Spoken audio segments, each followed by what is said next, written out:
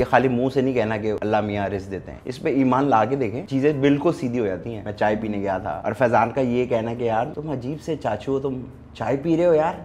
मैं आपको बता नहीं सकता कि मैं फैज़ान से बहुत प्यार करता हूँ, मैं उससे बहुत ज़्यादा प्यार करता हूँ।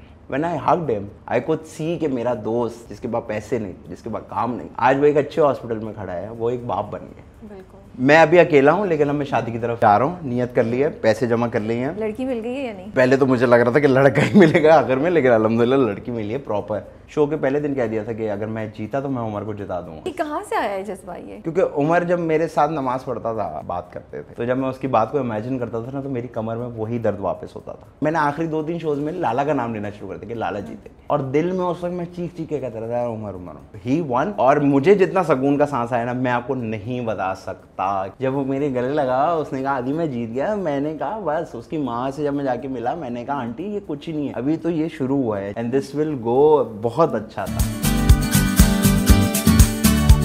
Hey guys, अस्सलाम वालेकुम, this is Rabia and you watching me on Fuchsia magazine. कभी कभी मुझे लगता है मेरी जॉब बहुत इंटरेस्टिंग है, इसलिए क्योंकि जब मैं अपने जो मेहमान होते हैं उनके बारे में रिसर्च करना शुरू करती हूँ, तो कभी कभार मुझे ऐसी बातें पता चलती हैं, और मैं जो गेस्ट हैं उनकी वो साइड देखती हूँ जो मैंने कभी सोची नहीं होती है। आज भी ऐसा ही हुआ है, ऐसा होने जा रहा है।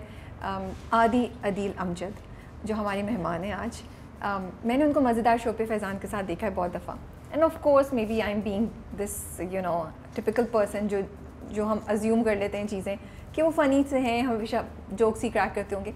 जब मैंने उनके इंटरव्यूज़ सुनना शुरू किए तो मुझे तो एक उनकी बहुत ही डिफरेंट साइड्स नज़र आई, बड़ी डीप थॉट प्रोवोकिंग बातें, एक सोशल रिस्पॉन्सिबिलिटी कॉन्शियस नज़र आया, which was very nice to know. And so आज हम उनसे मिलते हैं तमाशा घर के बाद। बहुत हमें मैसेजेस आए कि उनको बुलाइए, जो हमें ऑलरेडी करना भी था। तो आज हमारे साथ आदि हमारे साथ स्टूडियो में है, कुछ उनसे मिलते हैं और देखते हैं आज वो कौन सी वाली साइड हमें ज़्यादा दिखाने का प्लान कर रहे हैं। अस्सलाम वालेकुम आदि। अस्सलाम वालेकुम। बिल्कुल ठीक, आप बताएं कैसी हैं? बिल्कुल ठीक ठाक। मैंने बिल्कुल सही कहा है जो कहा है, ऐसी बस कह दिया आपने कंटेंट के लिए, ऐसा कुछ भी नहीं है। मुझे क्या जरूरत पड़ी ऐसे कहने की? अच्छा। मैं सिंपल से कहती कि the most funny, the most जो सबसे ज़्यादा जोक्स क्रैक करते हैं, इनके आते ही मुस्कुराहटें बिखर जाती हैं। बिल्कुल, मैं ऐसा भी कह सकती थी, बट ऐसा मैंने ऐसे कहती तो फिर आप जब मेरा नाम लेती सोफे पे मैं होता नहीं। कहाँ होते मेरा? मैं चला जाता, मैं ये वाला नहीं करना मुझे। But I was really surprised जब मैं आपकी बातें सुन रही थी। तो अच्छा, ऐसी बातें थी कि ऐसा नहीं लग रहा था कि कुछ लोग फिलॉसफी ऐसी झाड़ रहे होते हैं ना फॉर द सेक ऑफ, ये लग रहा था दिल से बातें आ रही हैं। असल में मैं YouTube पे 30 सेकंड की वीडियो नहीं देखता ना बातें करने से पहले। तो इसलिए whatever comes out of my mouth. आप 1 घंटे वाली देखते हैं? नहीं, मैं देखता ही नहीं हूँ वो जो इंस्पिरेशनल वीडियोस होती है ना, तो इसलिए जो भी मैं भाषण मुंह से देता हूँ कभी कभार, वो सिर्फ इसलिए देता हूँ क्योंकि मैंने जिंदगी में वो देखा हुआ है, तो इसलिए I think there is a difference. वो गाना नहीं है तुम इतना क्यों मुस्कुरा रहे हो, क्या गम है जिसको छुपा रहे हो? गम तो बहुत है। ये आपके ऊपर अप्लाई होता है? मेरे ऊपर, हाँ मेरे ऊपर होता है, लेकिन वो उस तरह से नहीं अप्लाई होता। वो नहीं कहते कि वो जो हर हंसाने वाले के दिल में दुख होता है, इससे I don't believe in that. अजीब सी बात है। हाँ, ये बिल्कुल ऐसा नहीं है। दुख तो हर किसी के उसमें होता है, लेकिन that is not the base why somebody is funny. तो ऐसा कोई सीन नहीं है। नहीं, लेकिन मैं आपके पर्टिकुलर केस में पूछ रही थी क्योंकि जब मैं आपकी बातें सुन रही थी तो एक बहुत डीप आदि मुझे नज़र आए। तो वो हमेशा से एग्जिस्ट करते थे या फिर ज़िंदगी में कुछ वाक़यात ऐसे हुए कि वो क्रिएट हो गए, वो साइड क्रिएट हो गई ज़िंदगी? आई थिंक वो हमेशा से एग्जिस्ट करता था। मसला ये है कि वो वक्त के साथ साथ मैच्योर हो गई चीज़। पहले वो थी, मेरे अंदर ही थी, आई कुड फील इट। मैं बचपन से ही बहुत सारा टाइम अकेले गुजारता हूँ, अपने आप से बात करता हूँ, और ये मैं स्कूल टाइम से करता आ रहा हूँ। तो वो हमेशा से एग्जिस्ट करती थी, वक्त के साथ साथ वो और मैच्योर हो गई। तो I think it's life, I guess, जो करवा रही है ये सब कुछ, और चीज़ें निकल के लोगों को दिख रही हैं। ओके। तो स्कूल में दोस्त नहीं थे आपके? थे, लेकिन या उसके बावजूद भी थोड़ा टाइम आप अपने साथ गुजारते? मेरे हमेशा से बहुत दोस्त हैं। अच्छा। मैं स्कूल में भी बहुत मशहूर था। ये बड़ी इंटरेस्टिंग बात आपने बोली है कि यू समबडी जिसके दोस्त बहुत हैं, लेकिन फिर भी आप काइंड ऑफ अ लोनर भी हैं। बहुत ज़्यादा लोनर हूँ। मेरा तो पीस ही अकेले में। मैं स्कूल में भी बहुत मशहूर था, मैं कॉलेज में भी बहुत मशहूर था, मैं यूनिवर्सिटी में, और बहुत मशहूर का मतलब सीनियर जूनियर्स हर डिपार्टमेंट में मैं। तो ये दोस्ती या जुगतबाजी की वजह से मशहूर थे? ये दोस्तियाँ इसलिए थी क्योंकि मेरी वाइब बहुत आसान है, मेरी एनर्जी बहुत आसान है। मैं किसी को ना, मैं मुश्किल नहीं देता कि ओ भाई मेरे साथ कनेक्ट नहीं होना, मेरे साथ बात नहीं करना। तो मैं हमेशा से ऐसा रहा हूँ, तो people find it easy to hang out. But लोग डर नहीं जाते? तो मुझे एक्चुअली जो जो लोग ऐसे मतलब थोड़ी ज़्यादा फनी बातें करते हैं, मुझे थोड़ा डर लगता है। मुझे पता नहीं होता कब आप पे जोक आ जाए।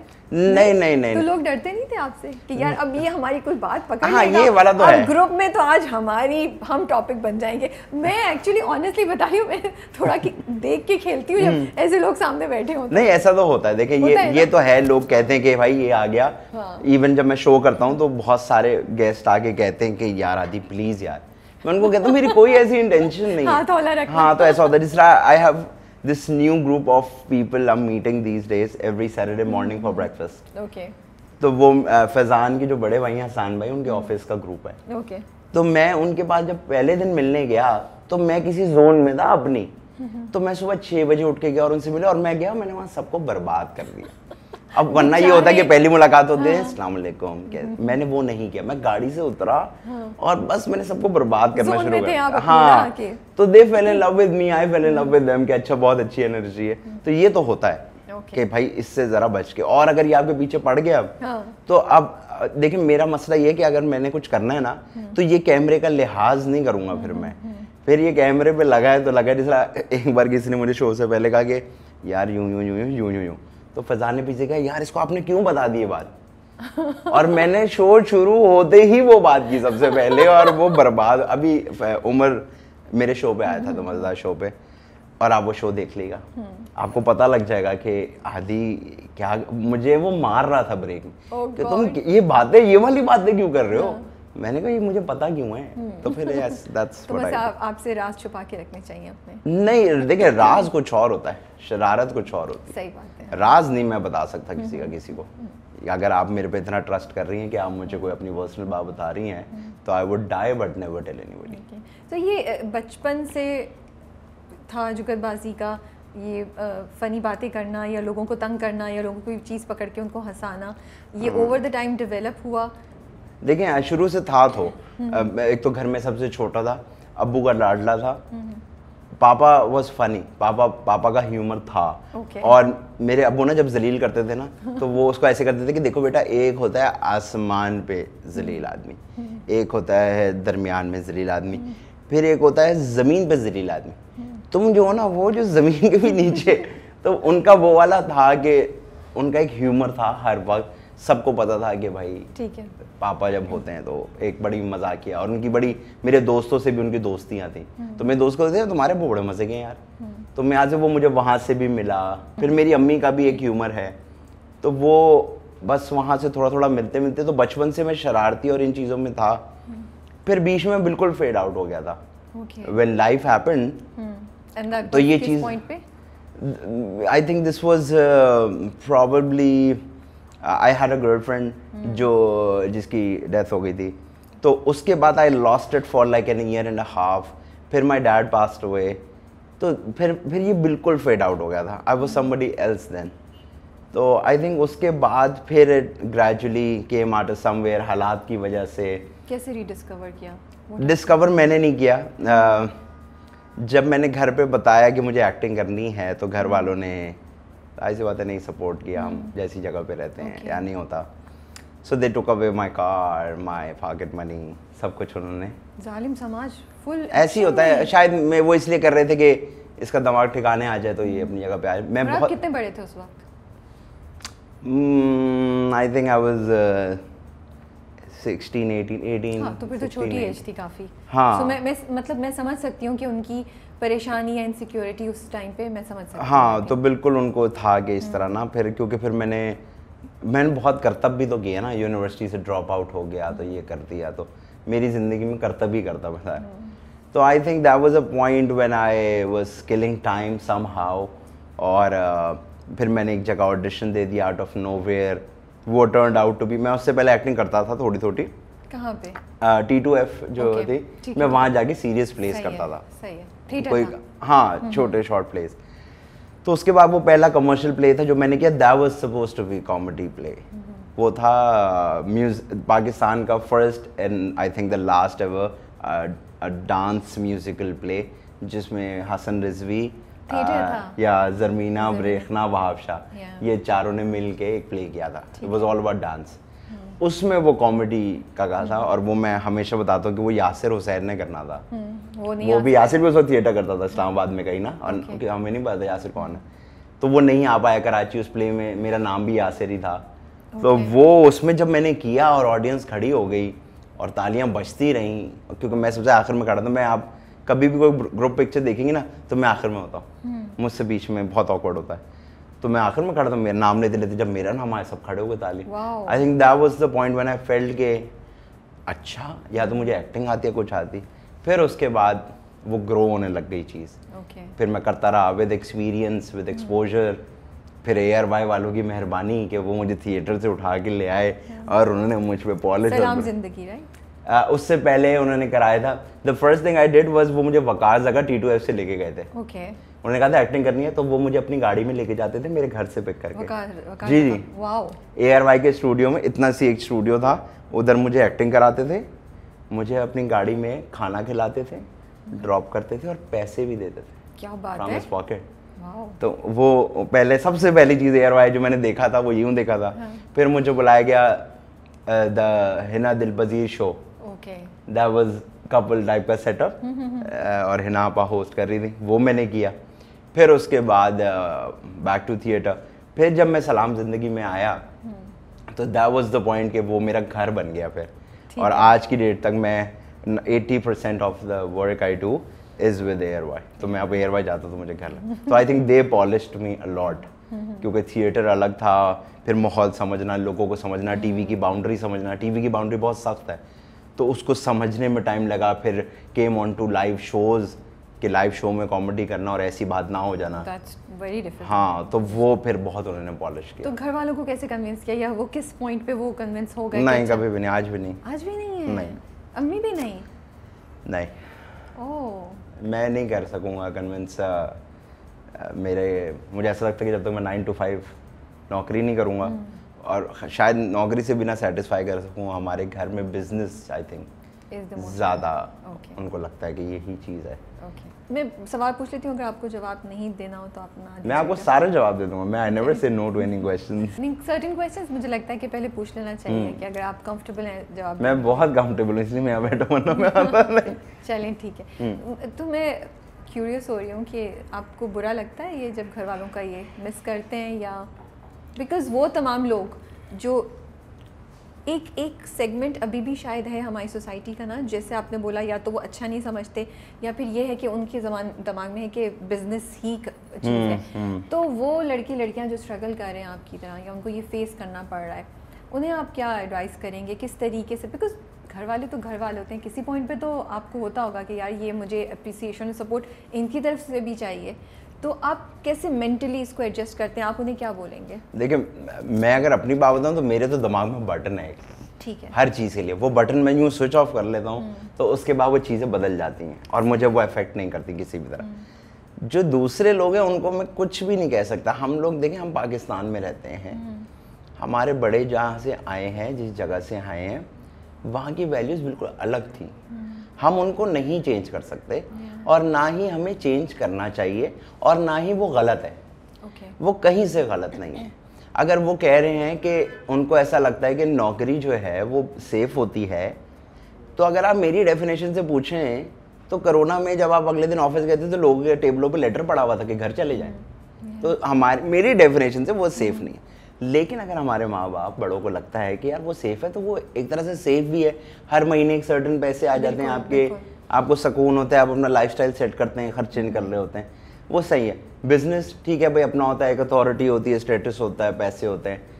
तो मुझे ऐसा लगता है वो कहीं गलत नहीं है।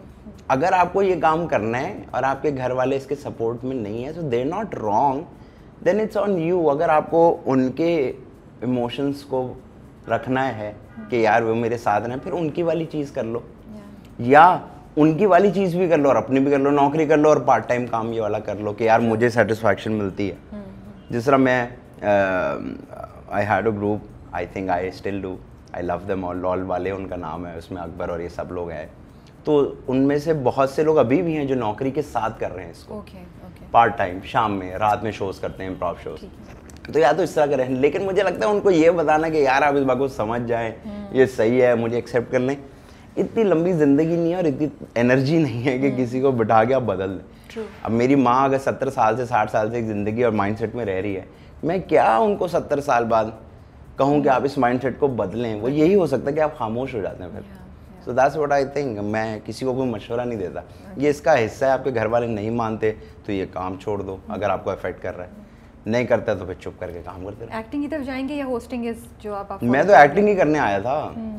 मैंने एक्टिंग करने आया, मैं इतने साल एक्टिंग की, फिर आहिस्ता आहिस्ता करके, मेरी कोई चॉइस नहीं है इसमें, आहिस्ता आहिस्ता करते करते मैं होस्टिंग में आया। और अब इस वक्त ऐसा हो गया कि अभी कल परसों मुझे फैजान ने कहा है कि यार you need to call people and tell them कि तुम एक्टिंग करने आए थे भाई। तो मैंने कहा मैं नहीं कॉल कर सकता किसी को।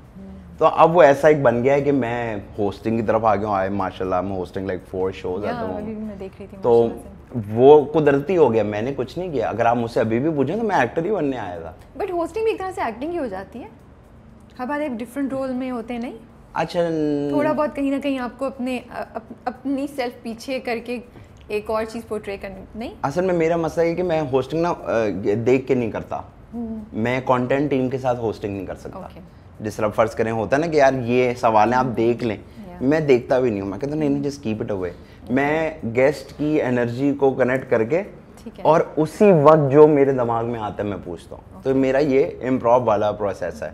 तो मेरे लिए वो बहुत मुश्किल होता है, क्योंकि जब मैं इम्प्रोव करता हूँ तो मेरा ना दिमाग लिटरली, मैं आपको बता रहा हूँ, मेरी ये वाली जगह गर्म होने लग जाती है। क्योंकि मैं आपके हर एक वर्ड को क्योंकि मेरे जो ह्यूमर है दोज आर नॉट जोक्स कि मैं कहूँ ओ भाई आप तो ऐसे जैसे यूं हैं, ये वाला ह्यूमर नहीं है। आप जो बोल रहे हो उससे पिक करके हाँ, आपकी बात से मैंने कुछ निकाल लिया तो निकाल लिया। तो वो मेरे लिए बड़ा स्ट्रेसफुल होता है टाइम्स, क्योंकि अक्सर हम जगह पे जाते हैं ना, कहते हैं दिन में 3 शोज कर लो।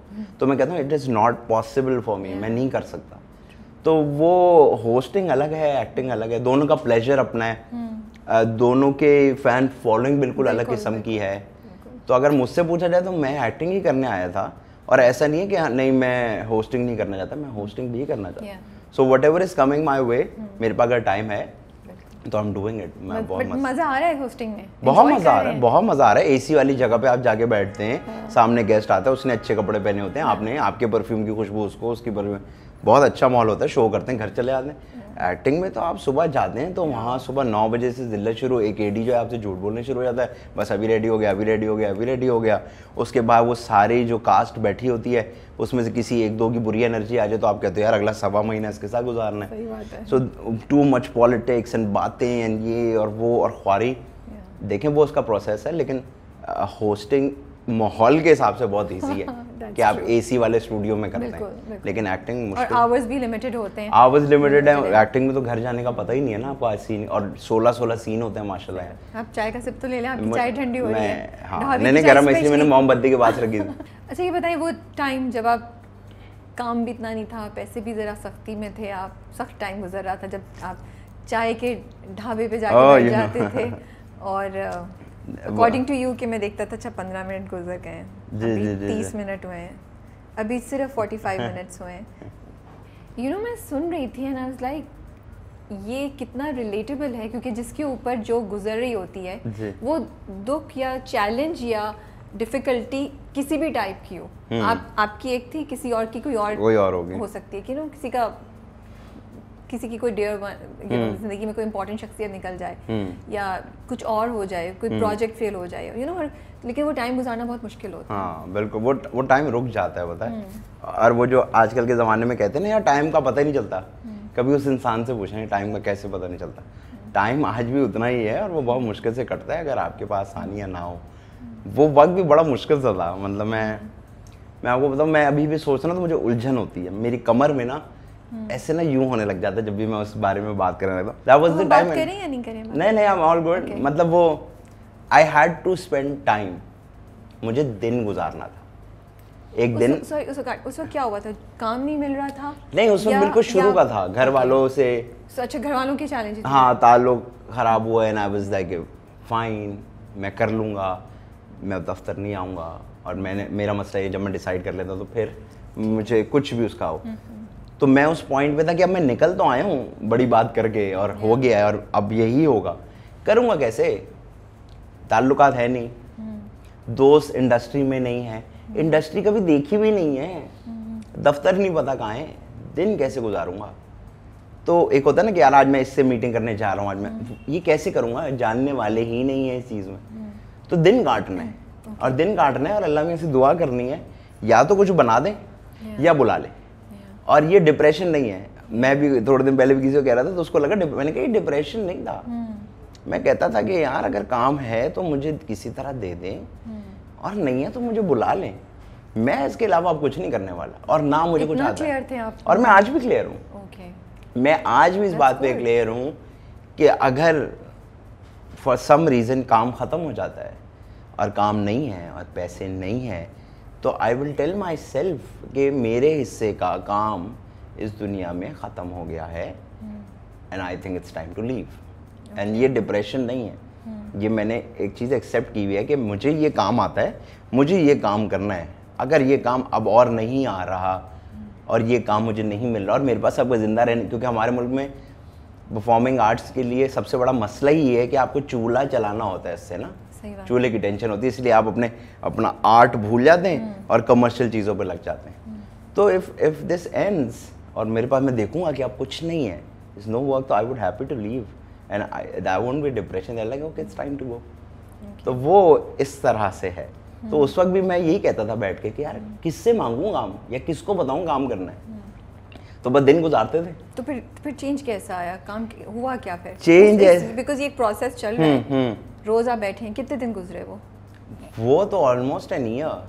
ओ, तो उसमें कहीं आपने मतलब कोशिश नहीं की इधर उधर से कुछ मालूम करूं, कैसे आप मुझे बताएं कैसे? मैं बस, लेकिन ये भी मैं सॉरी मैं पूछ रही हूँ, लेकिन मुझे ये भी हो रहा है कि बस जाके एक जगह बैठ जाना और ये सोचना कि कुछ हो जाएगा, वो भी तो मुझे अजीब सा लग रहा है। नहीं, कुछ हो जाएगा कि आसरे में नहीं निकलना, इसीलिए कि घर पे बैठा तो घर वाले सवाल करेंगे ना। ठीक है, तो आप वहाँ से निकल जाते थे? तो घर से निकलना है घर वालों के उठने से पहले पहले।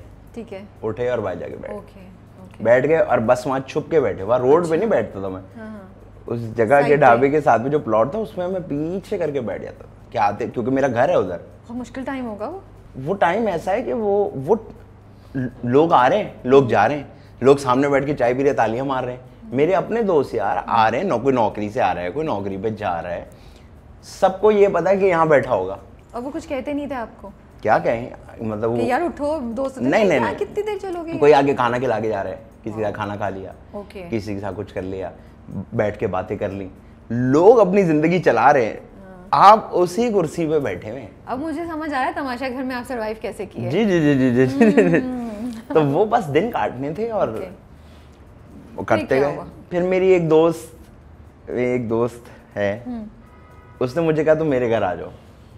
मैं उसके घर पे गया, फिर बहुत सारा टाइम मैंने उसके घर पे गुजारा। उसने मुझे अपने घर में एक कमरा भी दे दिया, ये तुम्हारा कमरा है, तुम इधर रहो, ये तुम्हारा है हमारा। और वो she was married, newly married.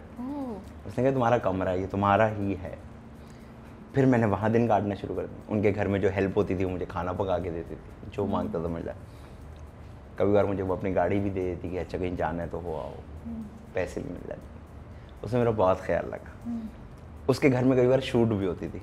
तो वहाँ कैसे अल्लाह ने रास्ता बनाया है। हाँ मतलब, और वो कभी कभार है, ऐसा रोज कभी। तो वहाँ शूट होती थी तो मैं देखता था कि अच्छा ये शूट है, लेकिन कॉन्फिडेंस किस बात का, में कुछ है ही नहीं। हम करते करते वो शूट भी देखते रहे, लेकिन कभी हिम्मत ही नहीं पड़ी कि यार किसी को कहेंगे मुझे भी काम करना है। और माशाल्लाह से उस वक्त मैं 3 टाइम्स इस साइज़ का था। तो करते करते बस फिर इसी तरह एक प्ले की कॉल आई थिएटर की। तो वो मैंने कहा अच्छा चलो ये तो मैं करता हूँ, वो करता हूँ। वो थिएटर किया, उसके बाद एक और किया, फिर 3 और जब किए तो वो जो आखिरी 3 थे वो तीनों पैसे लेके भाग गए, उन्होंने पैसे नहीं दिए। और वो जो 3 प्लेस थे उसमें फैज़ान शेख साहब की मेरी दोस्ती हो चुकी थी। हम तीनों के पास पैसे नहीं थे, मतलब तीनों प्लेस के बाद हमारे पास पैसे ही नहीं। फैज़ान शेख और आदि अदील अहमद के पास पैसे नहीं, फारिग हो चुके हैं, बैठे हुए हैं और कह रहे हैं क्या करना है। तो दिस हसान भाई जो उस वक्त दुबई में होते थे, उन्होंने कहा तुम लोग जॉब कर लो दुबई आके। मैं यहाँ स्टेट एजेंट क्या नाम, डमैक नाम था, पता नहीं क्या, यहाँ का तुम्हारा इंटरव्यू लाइन हम कराता हूँ और दो। और क्योंकि हमने ज़िंदा रहना था, हमने कहा ठीक है। हमने इंटरव्यू दिया, हमने ऑनलाइन इंटरव्यू पास किया। फिर एक होटल में उन्होंने बुलाया, वहाँ इंटरव्यू दिया। वहाँ सब आए हुए इतने बड़े बड़े थद्दे लेके ना, वो CV और हम एक एक पेपर लेके, क्योंकि किया ही नहीं ज़िंदगी में कुछ नहीं हुआ। तो वो गए तो उसने कहा सी यू इन दुबई। 2 मिनट बाद हमें भेज दिया। मैं बाहर निकला, मैंने कहा फैजान, उसने तो कहा सी यू इन दुबई और निकाल दिया हमें यहाँ से। बाद में हमने पूछा, उसने कहा भाई इसका मतलब है हमारी जॉब हो गई। तो हमें 3000 दिरहम की जॉब मिल गई। और उस जगह से जब हम बाहर निकले थे तो शायद इंस्टाग्राम पे यकीनन तस्वीर होगी, एक शीशे पे मैंने अपने भाई की शादी का सूट और फैजान ने अपने भाई की शादी के सूट में, उसने कहा एक तस्वीर ले लेते हमने शीशे पे तस्वीर। अब हम दुबई जा रहे हैं। अब हमने कहा दुबई जाएंगे, 3000 दिरहम में सर्वाइव करेंगे और इंशाल्लाह ज़िंदगी बेहतर हो जाएगी। एक्टिंग सब छोड़ो, एक्टिंग छोड़ो, क्या है ही नहीं, पैसे ही नहीं है जेब में भाई, कहाँ से। और फैजान की जो अम्मी है, जिनको मैं अम्मी कहता हूँ, परवीन अकबर जिनका नाम है, वो कहती थी और वो कहती हैं कि जो करना है खुद करना है, मेरे आसरे पे नहीं करना। तो वो ऐसा भी कुछ नहीं था कि भाई क्या करें। अब हम दुबई जाने लगे और वहाँ से अल्लाह इज़ ग्रेट, उन्होंने एक डायरेक्टर हैं जिनका नाम है शाह शरबील, थिएटर के, जिन्होंने पाकिस्तान में ब्रॉडवे स्टाइल के प्ले शुरू। वो पाकिस्तान आते हैं और वो कहते हैं साकिब समीर को, साकिब आई लव यू, कि मुझे 2 ऐसे लड़के ला के दो, या तो भाई हो या उनका ताल्लुक इतना स्ट्रांग हो कि मुझे मिलते ही नजर आ जाए। साकिब भाई ने कहा वो 2 लड़के हैं, आदि फजान, उनको बुला लेते। बोला बुलाओ। अब हमें नाम पता है कि शाह शरबील कौन है, उनको हमारा कुछ भी नहीं पता। साकिब भाई ने कहा, हमने कहा भाई हम दुबई जा रहे हैं, हमने नहीं मिला। साकिब भाई ने कहा देखो रिस्पेक्ट, सीनियर है वो और यूँ है। उस रिस्पेक्ट में हमने कहा अच्छा हम मिलने आए। हम 20 लग्जरी चले गए। जब हम घुसे तो जो ऑडिशन देने आए थे उन्होंने हल्की सी ताली बजाई और उन्होंने कहा यार ये तो वो हैं दोनों, क्योंकि थिएटर में तो हम मशहूर थे। ओके, अच्छा। तो वो एक वो सबको क्या, अरे ये दोनों यहाँ कहाँ से आ गए। अब हमें कुछ भी नहीं पता उस प्ले का। हम गए, हमने कहा अस्सलाम वालेकुम, मेरा नाम आदि है। उसने कहा मेरा नाम फैजान है। तो हमने कहा वो साकिब ने बोला था कि आपसे मिल लें। तो उन्होंने यूँ करके 2 पेज निकाल के दे दिए, ये पढ़ो। हमने यूँ देखे, अब हम क्योंकि बहुत यूज्ड हैं तो हमने यूँ देखा। हमने कहा हो गया। तो ना मुझे आज से याद है शर्मिल नहीं देखा, हो गया। मैं कहा जी हो गया, याद हो गया। मैं कहा जी हो गया, करें। अब मैं फैजान खड़े हुए, जब हमने किया तो वो कुदरती तौर पे, क्योंकि हमारी एनर्जी बहुत ज़्यादा है बस में मिली हुई थी, वो इतना अच्छा हो गया, उसमें हमने इम्प्रोव भी कर दिया कि वो यूँ हो गया ना कि ये क्या। अब वो उस प्ले के 2 मेन कैरेक्टर थे। खैर वो ये बात बताना इसलिए ज़रूरी है कि उस वक्त हमने उनको कहा हमने ये प्ले नहीं करना, क्योंकि हमारे पास पैसे नहीं है और हम नहीं कर सकते, हम दुबई जा रहे हैं जॉब करने। उन्होंने कहा ये प्ले करके चले आना। हमने कहा हमारे को बाप की कंपनी है, वो बैठी रहेगी कि भाई साहब लोग प्ले कर लें, फिर 3000 दिरहम की नौकरी करना है। तो हमने कहा भाई हम तो जा रहे हैं।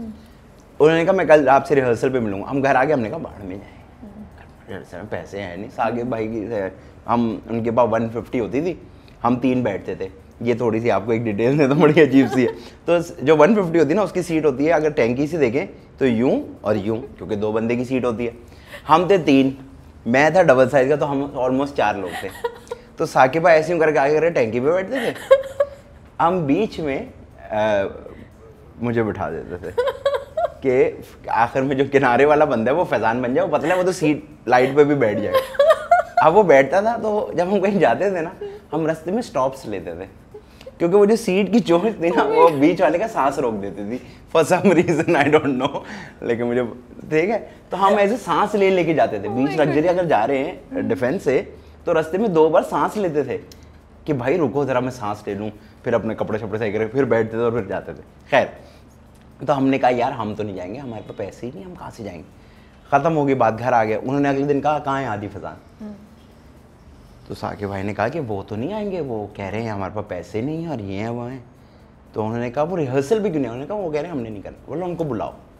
तो हमें रूम में बुलाया, रिहर्सल वाले नहीं। तो क्या मसला है तुम दोनों। हमने कहा सर हम नहीं कर सकते। क्यों नहीं कर सकते। उन्होंने कहा सर हमारे पास पैसे नहीं है। तो उन्होंने कहा पैसे की बात कर लेंगे, जो भी पैसों का है। तो फैज़ान ने या मैंने, क्योंकि हालात इतने ख़राब थे, फैज़ान कहता है हम एडवांस लेंगे। अब उनकी आंखों में हमने एक माँ बहन की गाली जो है ना यूँ भरते हुए देखी कि उन्होंने कहा जी। तो उन्होंने कहा हम एडवांस लेंगे। अब हमारी नहीं थी औकात किसी को ये कहने की, और ख़ास तौर पे कितने बड़े नाम को हम जी हम आपसे एडवांस लेंगे। मैंने कहा था तुम पता किससे बात कर रहे हो। शाह शरबील नाम है मेरा। हमने कहा जी हमें पता है वो नाम, हम एडवांस लेंगे आपसे। उन्होंने कहा लोग मुझे पैसे देते हैं ऐसा काम करने के लिए, तो मुझसे पैसे मांग रहे हो और कह रहे हो एडवांस। हमने कहा सर आप जो भी होंगे हम आपको जानते हैं, हमने आपके सारे प्लेस देखे, आप पाकिस्तान का बहुत बड़ा नाम है, हम एडवांस देंगे, हमारे पास पैसे नहीं है। अब जब उनका पारा घूमने लगा ना, तो उन्होंने कहा अच्छा। और हमने कहा दूसरी बात है हम ये प्ले कर नहीं सकते क्योंकि आपके 3 महीने आप मांग रहे हैं, हमारे हम नौकरी पे जाना। तो सबसे पहले उन्होंने हमसे कहा कि देखो पहली बात तो ये है कि तुम दोनों बहुत घटिया लड़के हो दोनों। तो हमने कहा ठीक है, ये तो हालात ने हमें कर दिया है।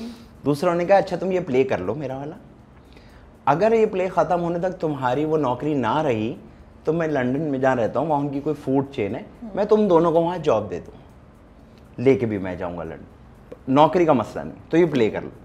तो क्योंकि शाह शरबील के बारे में मशहूर है कि वो जो कहते हैं कुछ सही कहते हैं, और उन्होंने पढ़े तो उन्होंने कहा नौकरी की परेशानी नहीं लो। हमने कहा ठीक है।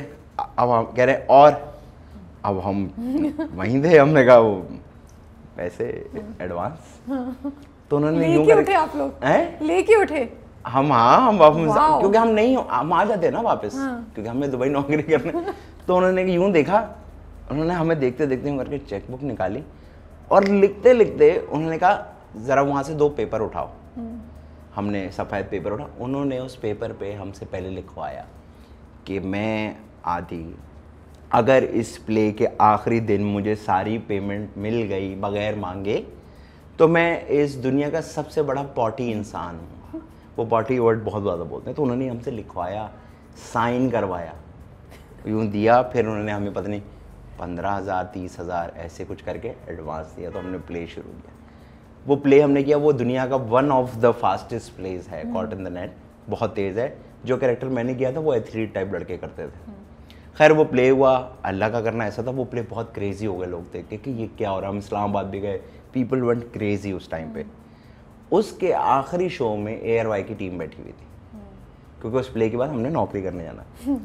तो they came in on the last show, उनके सारे हेड्स वेड्स थे और उन्होंने कहा कि आप आगे हमसे कल मिलें आप दोनों। तो वहाँ से उन्होंने उठाया और उन्होंने हमें कहा कि आप 50,000 रुपये महीना आप हमारे एज एन एम्प्लॉयड एक्टर हैं। So that was the time when this नौकरी वाला part skipped and we like let's stay here. और उसके बाद फिर चीज़ें बेहतर हुई, चीज़ें ख़राब भी हुई, बेहतर हुई, लेकिन बस फिर हम उसी बबल में घूमते रहे। सलाम ज़िंदगी बहुत अरसे किया आपने, 4 साल। कैसे चेंज, कुछ चेंज किया उसने आपको एज अ पर्सन, और कोई इंटरेस्टिंग वाक़या? उसने कॉन्फिडेंस दे दिया कि हाँ ये मैं काम कर रहा हूँ, मैं इस इंडस्ट्री का हिस्सा हूँ किसी कोने में, लेकिन हूँ इसी जगह का ही। और क्यों कह रहे हैं आपके किसी कोने में? फील होता था कि यार मुझे, मेरा इससे ज़्यादा पोटेंशियल है लेकिन मैं कर नहीं पा रहा, ये फील होता था आपको जो आप कह रहे हैं?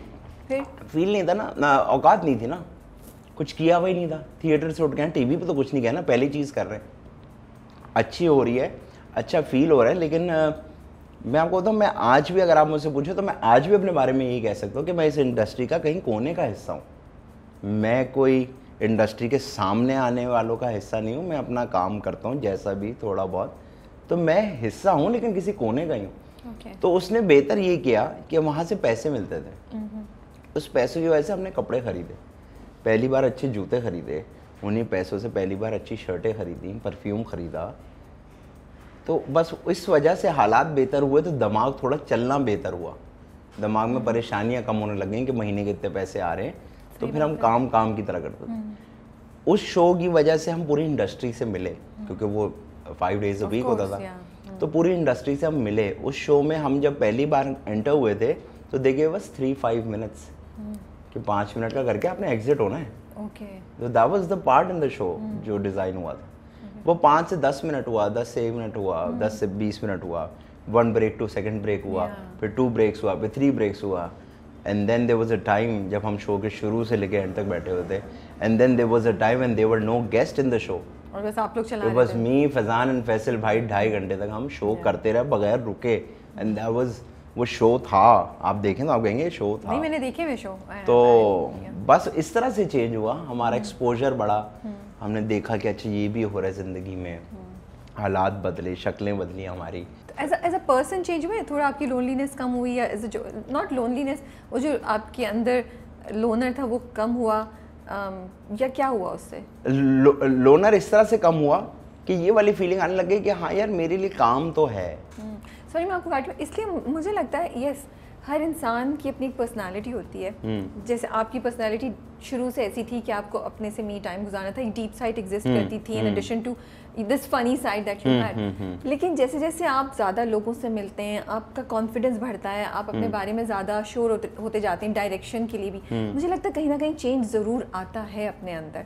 आप में क्या वो आया इन टर्म्स ऑफ जो ये पर्सनालिटी थी आपकी, वो ज़्यादा सोशल होना शुरू हुई या वो रिजर्व? नहीं, वो सोशल तो कभी भी नहीं हुई। सोशल कभी भी नहीं हुई। मैं आपको पता, मैं एयरवाई में काम करते हुए एयरवाई के अंदर सोशलाइजिंग नहीं करता था कि यार I get to meet you every day, okay let's chill, ऐसा वाला कोई सीन नहीं था। सलाम ज़िंदगी की टाइम में इट वाज ओनली फैसल भाई, दानिश ख्वाजा जो हमारे बॉस थे और अब मेरे भाइयों की तरह हो गए हैं, वर लाइक ब्रदर्स, और जे भाई, ये 2-3 लोग बस। इसके अलावा मेरा पहला इंप्रेशन सबको बहुत रूड जाता है आज भी, क्योंकि मैं ना ज़रा यूं करके आ जाता हूँ तो लोगों को लगता है बहुत रूड है। और मेरा मसला है कि अगर आप मुझसे गलत बात करेंगे ना तो मैं किसी भी चीज़ का लिहाज नहीं करता, उसी सेकंड में उसको बिल्कुल सीधा कर देता हूँ। और इसमें कोई बदतमीज़ी नहीं है, लेकिन आई विल टेल यू कि दिस इज़ वेरी रॉन्ग। ऐसी बहुत सी चीज़ें जिसमें मैं बिल्कुल सीधा हो जाता हूँ कि आप मुझसे कोई गलत बात करेंगी तो फिर आप जो भी हो, जो गलत है वो गलत है, इसमें कोई दो राय नहीं है। तो वो लिहाजे आज भी ऐसा लोगों को लगता है, क्योंकि जो मुझे नहीं जानते ना वो कहते हैं अरे बहुत रूड सा है, ये ना ऐसे मुंह को आता है, ये बदतमीज़ है। मैं बदतमीज़ कैसे हूँ? अगर अब मैं एक चीज़ करता हूँ और आप बिल्कुल उसकी ऑपोजिट बात कर रहे हैं और मैं आपको कह रहा हूँ कि गलत है, तो बदतमीज़ी तो नहीं हुई, तो सही बात करो। मैं आपसे पैसे मांग लेता हूँ, मैं आपको कह देता हूँ कि ये गलत हरकत है, मैं आपको कह देता हूँ ये एटीट्यूड सही नहीं है, तो इसमें मैं बदतमीज़ तो ना हुआ ना। तो ये पॉइंट भी, और वैसे भी मैंने कुछ बातें सुनी हैं आपकी शोज़ में भी, तो आप काफ़ी वोकल हैं, कुछ बातें बिल्कुल बोल देते हैं, यू नो। तो कभी काम की वजह से आपको सफ़र करना पड़ा इसका रिजल्ट? मुझे ऐसा लगता है कि कहीं ना कहीं, मुझे इस बारे में पता नहीं है, लेकिन मुझे ऐसा लगता है कि मुझे कहीं ना कहीं बहुत से लोगों ने नहीं काम के लिए कंसिडर किया होगा कि यार ये तो थोड़ा बदतमीज़ सा है। और बदतमीज़ी वो बदतमीज़ी नहीं है कि बस वो, मुझे ऐसा लगता है कि कहीं ना कहीं किसी जगह पे इफेक्ट हुआ होगा कि उन्होंने कहा होगा नहीं यार इसको नहीं। अब आप मुझे कहें सुबह 9 बजे का कॉल टाइम है, मैं 8:45 आ जाऊँ, आप 11 बजे आएँ, तो मैं आपको ये भी ना कहूँ कि यार ये क्या तरीका है कि मैं 8:45 का बैठा हूँ, आप 11 बजे उठ के आई हैं अभी, तो आपने मुझे क्यों 9 बजे का टाइम दिया? और जब मैं आपको क्लियरली कह रहा हूँ कि मैं टाइम का बहुत पाबंद हूँ, तो आपको क्यों नहीं बात समझ आ रही? तो अब इसके बाद आप मुझे बदतमीज़ कहना शुरू कर दें तो कह दें। या मैं ये बात हर जगह कहता हूँ कि ये खाली मुंह से नहीं कहना कि अल्लाह मियाँ रिज़्क़ देते हैं, ये मुंह से नहीं कहना, क्योंकि बचपन से याद किया हुआ है तो मुंह से नहीं कहना। इस पे ईमान ला के देखें, चीज़ें बिल्कुल सीधी हो जाती हैं, बिल्कुल आपका कॉन्फिडेंस अलग सा हो जाता है। अब इसका ये मतलब नहीं कि आप पागल हो जाए लोग और बदतमीजी करें, लेकिन सही चीज़ को सही कहना कि यार मेरे साथ जो बात है वो बात है। देखिए कमिटमेंट जो होती है किसी वजह से होती है ना। बिल्कुल सही कह रहे हैं। अब मैं आपको कहूँ कि जी कल हम एक शो करेंगे, आपने 3 बजे आ जाना, अब आप अपनी बिल्डिंग से उतरी 5 बजे रही हैं, तो आप कोई सही इंसान तो नहीं है ना।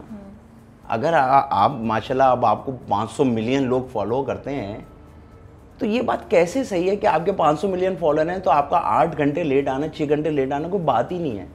ये हम लोग इधर करते हैं और ये सोसाइटी का हिस्सा बन गया कि हाँ यार बड़ा आदमी है, बड़ा आदमी थोड़ी गलत होता है। तो ये मैं नहीं कर सकता, मुझे आप मार दें, लेकिन ये कैसे मैं मान लूँ कि जी एक छोटा आर्टिस्ट और बड़ा आर्टिस्ट बैठा हुआ है और लाइनअप के हिसाब से छोटा आर्टिस्ट का नंबर था और क्योंकि बड़ा आर्टिस्ट जो है वो पहले आ गया तो छोटे को यार तुम तो बैठो, ये बैठो, ये कैसे बात सही है? तो ये हम तो फॉलोअर्स के नंबर में फंस गए, लेकिन इंसानी तौर पे भी है कि मस्जिद में जो इंसान रोज़ आता है और 20 साल से आ रहा है, उसकी शक्ल पे एक फ्रेंडलीनेस नहीं है, वो नए बंदे को यूँ देख रहा है। मैं आपको बताऊँ, मैं फजर पढ़ने जाता हूँ, जब भी मैंने शुरू में स्विच की जगहें, तो वो यूँ देखते थे यूँ करके कि ये कौन आ गया भाई, ये क्या रोज़ आने लग गया, कौन है ये तो इस इलाके का भी नहीं है। तो ये क्या है कि पुराना नया बड़ा छोटा, जो चीज़ है वो है, जिसका जो रखा हुआ है उसको उस हिसाब से डील करें, जिसकी जो सीन का टाइम है। आपके बड़े होने से आपका गलत इग्नोर कैसे हो सकता है? इसी वजह से तो फिर हम जो पॉलिटिशियन की बातें करते हैं सब बैठ के, मैं भी यही कहती हूँ कि पॉलिटिशियन यूँ, तो पॉलिटिशियन आप क्या करते हैं भाई? आप भी तो यही करते हैं। हमारे यहाँ बहुत सी चीज़ें इस तरह की हैं कि आपके स्टैंडर्ड और आपकी चीज़ों पे, आपकी छोटी गाड़ी है तो आपको जो पार्किंग लगाने वाला है वो कर रहा है यार लगाओ इधर, उसको आप कह रहे हैं यार मैं दरख्त के नीचे लगा दूँ, जरा गाड़ी ठंडी है, इधर लगाओ यार, और बड़ी गाड़ी को वो उसका दरख्त पकड़ के उसके ऊपर रख देता है कि भाई इसको धूप ना लगे। तो ये तो ये गलत। आपको लगता है बोलने से फर्क पड़ता है? बिल्कुल भी नहीं। करना नहीं चाहते ना, सही लगता है। करना नहीं चाहते तो बिल्कुल सही लगता है। आप क्या देखते हैं, एक दिन मैं बड़ा आर्टिस्ट बनूंगा ना, फिर करूंगा मैं भी, ये मजा। आपने इसको चस्का बना लिया है कि आपने, कवि सर साहब आज तक टाइम पे आते हैं, उनको देख के कोई नहीं कह रहा होगा कि यार मैं जब बनूंगा ना तो मैं भी इंशाल्लाह टाइम से 15 मिनट पहले आया करूँ, ताकि लोग कहें। नहीं नहीं नहीं, पुठी चीज़ें देख के कि जी जब आदि घुसता है ना तो आदि के साथ 7 लोग होते हैं, तो आई विल मेक श्योर कि अगर मैं आदि के आसपास कहीं ज़िंदगी में पहुंचा तो 7 लोग अपने साथ ज़रूर रखूँगा। ये मेरा PR मैन जो, मेरा स्टाइलिस्ट है, ओ भाई ये सारे टीम लेके घूमना, तो ये ख्वाब है ना जो हमने देखे हुए, और हमको ऐसी वो, तो इसमें कुछ गलत सही नहीं है और कुछ नहीं बदलेगा। सब अपनी जगह बिल्कुल सही कर रहे हैं और इसमें कोई दो राय नहीं। चलिए ठीक है। मैं भी ये करती हूँ। मैं नहीं करती। फिर ठीक है। You don't know me. आप ऐसे लॉस्ट हो गए इसको मेरे में। No, मैं 1 सेकंड 2 सेकंड का वक्फा देके दूसरे सवाल पे जाई थी। इतनी सीरियस हम बात कर रहे थे तो मैंने कहा इसको सिंक इन होने दूं, फिर आगे मूव करूं और आपको भी टाइम दे दूं to recover from this serious. नहीं अब कैसा रिलेशनशिप है अम्मा से? What do you love most about her? अम्मा तो अम्मा, मैं अपनी माँ से बहुत प्यार करता हूँ और मुझे ऐसा लगता है मैं नहीं, हर औलाद अपनी माँ से बहुत प्यार करती है। उनसे मेरा रिलेशन ऐसे है कि बस मैं हर नमाज में दुआ करता हूँ उनके लिए कि अल्लाह की उनको सेहत दे और मेरे हिस्से की भी सेहत उनको दे दे। मुझे कोई परवाह नहीं है। आई वुड हैप्पी बीइंग सिक, लेकिन मेरी माँ अगर ठीक है बस ये मेरी दुआ है, इसके अलावा मुझे कुछ भी नहीं चाहिए। मतलब क्योंकि वक्त ने, चीज़ों ने बताया कि चीज़ें पढ़ी, चीज़ें देखी, सुनी, तो फिर पता चला कि माँ क्या है। और मैं आपको बताऊं कि इससे हसीन और मेरी ज़िंदगी में अभी एक चीज़ गुजरी है कि माहम जब हॉस्पिटल में थी तो आई वॉज देयर। मैं अपने किसी भी भाई के बच्चों के टाइम पे हॉस्पिटल नहीं था क्योंकि मेरा ऐसा रिलेशन नहीं है। तो माहम के टाइम में I was there at the hospital. तो मेरे लिए एक बड़ी अच्छी बात थी कि फैज़ान, माहम, बेबी हो रहा है। I was pretty okay. उस वक्त एक डॉक्टर अंदर आती है और वो, मैं यूँ बैठा हुआ हूँ और वो आई और उसने माहम को कोई चीज़ लगाई, पर्दा आगे किया, अब आवाज़ आ रही है टिक टिक टिक टिक, ऐसे आवाज़ें आ रही ना। तो मैंने आवाज़ दी, मैं कहा माहम, कहती हाँ। मैं कहा यार ये इतना लंबा बीपी क्यों चेक कर रही है? तो माहम ने कहा यार ये आदि ये बीपी नहीं है। मैंने कहा क्या है? उसने कहा बेबी की हार्ट बीट है। मेरी ज़मीन, जो ये मैंने बचपन से सुना ना, ज़मीन निकल जाना, मेरी ज़मीन मेरे पैरों में से निकल गई। ये बात को इमेजिन करके कि मेरे सामने माहम है और माहम के पेट में एक इंसान है जिसका दिल धड़क रहा है और ये उसकी आवाज़ है। मैं रोने लग गया, मेरे हाथ पैर फूल गए, मैं कमरे से भाग गया। आई रैन आउट इन अ वे कि फैज़ान भागता हुआ कमरे में गया कि क्या हुआ है। तो उसने कहा कुछ नहीं, वो पागल बैठा हुआ था। उसको जब मैंने बताया तो वो, और उसके बाद वो थोड़ा सा प्रोसेस, और उसके बाद फैज़ान को उस कमरे से निकलना आउट ऑफ नोवेयर। मैं चाय पीने गया था और फैज़ान का ये कहना कि यार तुम अजीब से चाचू हो, तुम चाय पी रहे हो यार। मैं आपको बता नहीं सकता कि मैं फैज़ान से बहुत प्यार करता हूँ। मैं उससे बहुत ज़्यादा प्यार करता हूँ। When I hugged him, I could see कि मेरा दोस्त जिसके पास पैसे नहीं, जिसके पास काम नहीं, आज वो एक अच्छे हॉस्पिटल में खड़ा है, वो एक बाप बन गया। मैं माहम से भी बहुत ज़्यादा प्यार करता हूँ। तो मैं अंदर गया माहम से मिलने। उस वक्त आई कुड सी कि एक लड़की माँ कैसे बनती है और वो क्या चीज़ है, और उसके लिए वो क्या चीज़ है जिसको वो अपनी औलाद कहती है। वो ऐसे नहीं कहती कि यार ये मेरा बच्चा है। वो जिस चीज़ से 9 महीने गुजरी है, वो एक सर्टन पेन से भी गुजरी है, जिससे भी गुजरी है, तो वो कोई वजह है। उसने तो बिल्कुल ही मेरे लिए माँ का परसेप्शन बदल दिया ना। तो माँ तो बहुत खूबसूरत होती है। माँ तो ऐसी होती है कि मुझे तो ऐसा लगता है कि पता नहीं क्या सिस्टम है कि वो सिर्फ दुआ देने की मशीन है आपके लिए। वो सिर्फ दुआ देने, ख्याल रखने की। वो मैंने एक जगह सुना था ना कि वो एक बंदा होता है, प्यार करता है किसी लड़की से, तो वो लड़की कहती कि जा अपनी माँ का कलेजा लेके आ, फिर तुझसे फिर मानूंगी तो प्यार करता है। तो वो अपनी माँ का कलेजा काट के ले आता है। तो रास्ते में कहीं उसको ठोकर पड़ती है तो उसकी माँ का कलेजा पड़ता है कि है सदके। तो ये माँ है ना, ये है। और ले लें दुआएं, सब लोग ले लें दुआएं, जितनी जमा करनी है कर लें। मैं आपको बताऊँ, अल्लाह सबकी माँ को लंबी ज़िंदगी दे, उसके बाद कोई नहीं दुआ देगा, नहीं देगा। सब बकवास बातें, सब बकवास बातें, रिश्तेदारियाँ, दोस्तियाँ, यारियाँ, दुआ कोई नहीं देगा। तो दुआ लेनी है, माँ से ले लें, और जिस दिन माँ का दर्जा समझ जाएंगे ना आप, उस दिन चीज़ें क्लियर होने लगेंगी। आपने एक और इंटरव्यू में बहुत अच्छा इसी तरह अपनी अम्मी के बारे में बोला था, जब उन्होंने सुना उन्होंने कुछ कहा? खुश हुई होंगी, आपने हमने बात नहीं की इस बारे में, नहीं कहा? नहीं, I think this certain. So I really hope कि आज वो सुने आपकी बात और उनको एहसास तो उनको होगा, मतलब आई वुड वांट कि वो सुने और उन्हें पता चले कि आपने ये कितनी नहीं उनको पता है। मेरी माँ और मेरी रोज ऑलमोस्ट अब हर दूसरी सुबह फजर के टाइम पे एक कन्वर्सेशन होती है, okay, which is very deep, which is deep from my side. और मेरी माँ सुनती है और मैं उनको यही बताता रहता हूँ चीज़ें कि इंसान, दुनिया, जिंदगी, माँ बाप, बच्चे, तो ये कन्वर्सेशन चलती है। शी हैज़ एन आइडिया कि he somewhere in his head he knows what is going on. Of course अल्लाह उन्हें बहुत ज़िंदगी दे, सेहत के साथ आपको आपकी खुशियाँ देखना नसीब करें उनको। अच्छा, तो ये अकेले हैं आप अभी तक, या मिल गए हैं कोई रास्ते में, क्या हो रहा है? मैं अभी अकेला हूँ, लेकिन अब मैं शादी की तरफ जा रहा हूँ, नियत कर ली है, पैसे जमा कर लिए हैं। लड़की मिल गई है या नहीं? पहले तो मुझे लग रहा था कि लड़का ही मिलेगा आखिर में, लेकिन अल्हम्दुलिल्लाह लड़की मिली है प्रॉपर, मतलब आईडी कार्ड में भी लिखा हुआ है लड़की ही है। और जब से पैदाइश हुई है तब से लड़की है कि बहुत सीरियस बात होगी ना, I'm gonna go towards the funny side। नहीं, क्योंकि मुझे ऐसा लगता है कि यार मुझे कैसे लड़की मिल गई। मैं वैसे एक बात मुझे बताई, मैं आपकी इंटरव्यू सुन रही थी, ये एक कॉन्स्टेंटली बात थी, ये शादी बस होने वाली होती थी तो खत्म हो जाती थी। हाँ। क्या होता था, क्या इंडियन फिल्मों की तरह निकाह के लिए बैठे हुए, फिर कुछ रेवलेशन हुई और आपने मना कर दिया, लड़की भाग गई, मतलब what does this sentence mean? जो हर दूसरे इंटरव्यू में आपके बारे में ना फैजान या आसपास जो लोग ना वो बैठे या इसकी होने वाली थी, ये भाग जाता है, दोस्तों ने 4-4 सूट सिलवाए हुए, ये क्या स्टोरी है? वो असल में होता ही है कि मैं हर बार इस नियत से उसमें स्टेप इन करता हूँ क्या होगी, इवेंट तक तो नहीं पहुंचते ना। नहीं इवेंट तक नहीं, लेकिन इवेंट की बात तक पहुंच जाता हूँ कि यार हाँ बस अब हो जाएगी। ओके, लेकिन फिर वो नहीं होता। आई थिंक इट्स नॉट टाइम, जब टाइम आएगा अभी आपको लग रहा है टाइम आ गया है? अब मैं उसको बहुत ज़्यादा सोचने लग गया हूँ, and I want to now.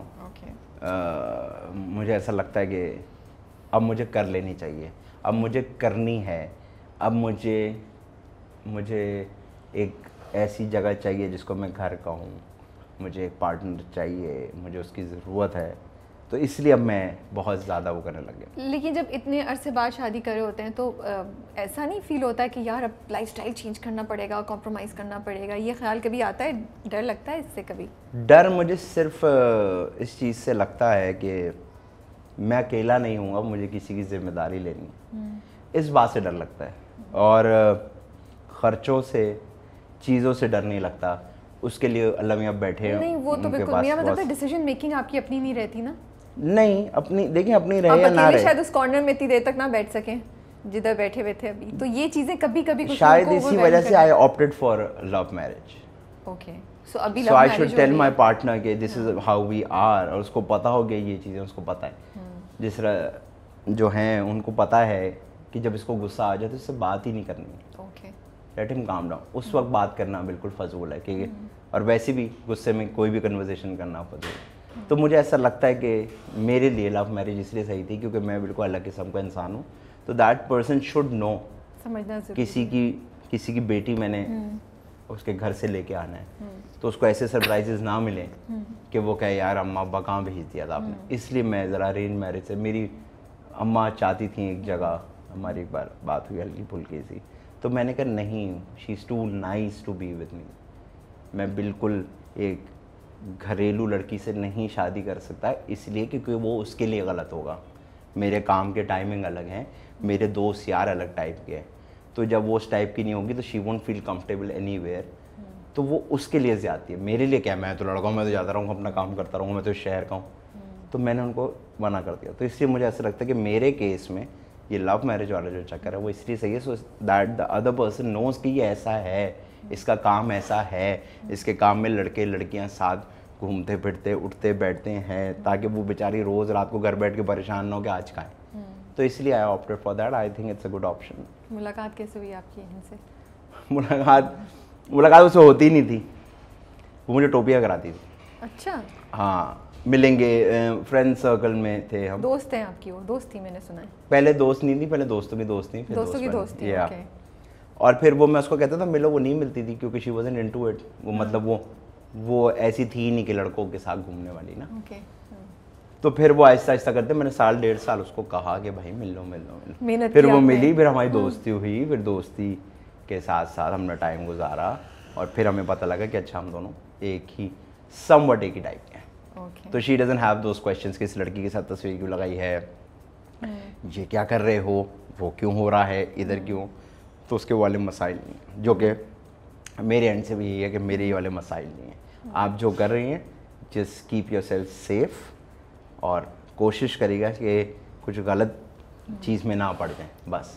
So, space दी हुई है आप दोनों ने एक दूसरे को, स्पेस दी हुई है, ट्रस्ट है, ट्रस्ट तो 100/100 है। ट्रस्ट का मसला ही नहीं है, बस थोड़ी सी परेशानी ये है कि कहीं गलत काम ना कर जाना कोई, तो प्लीज़।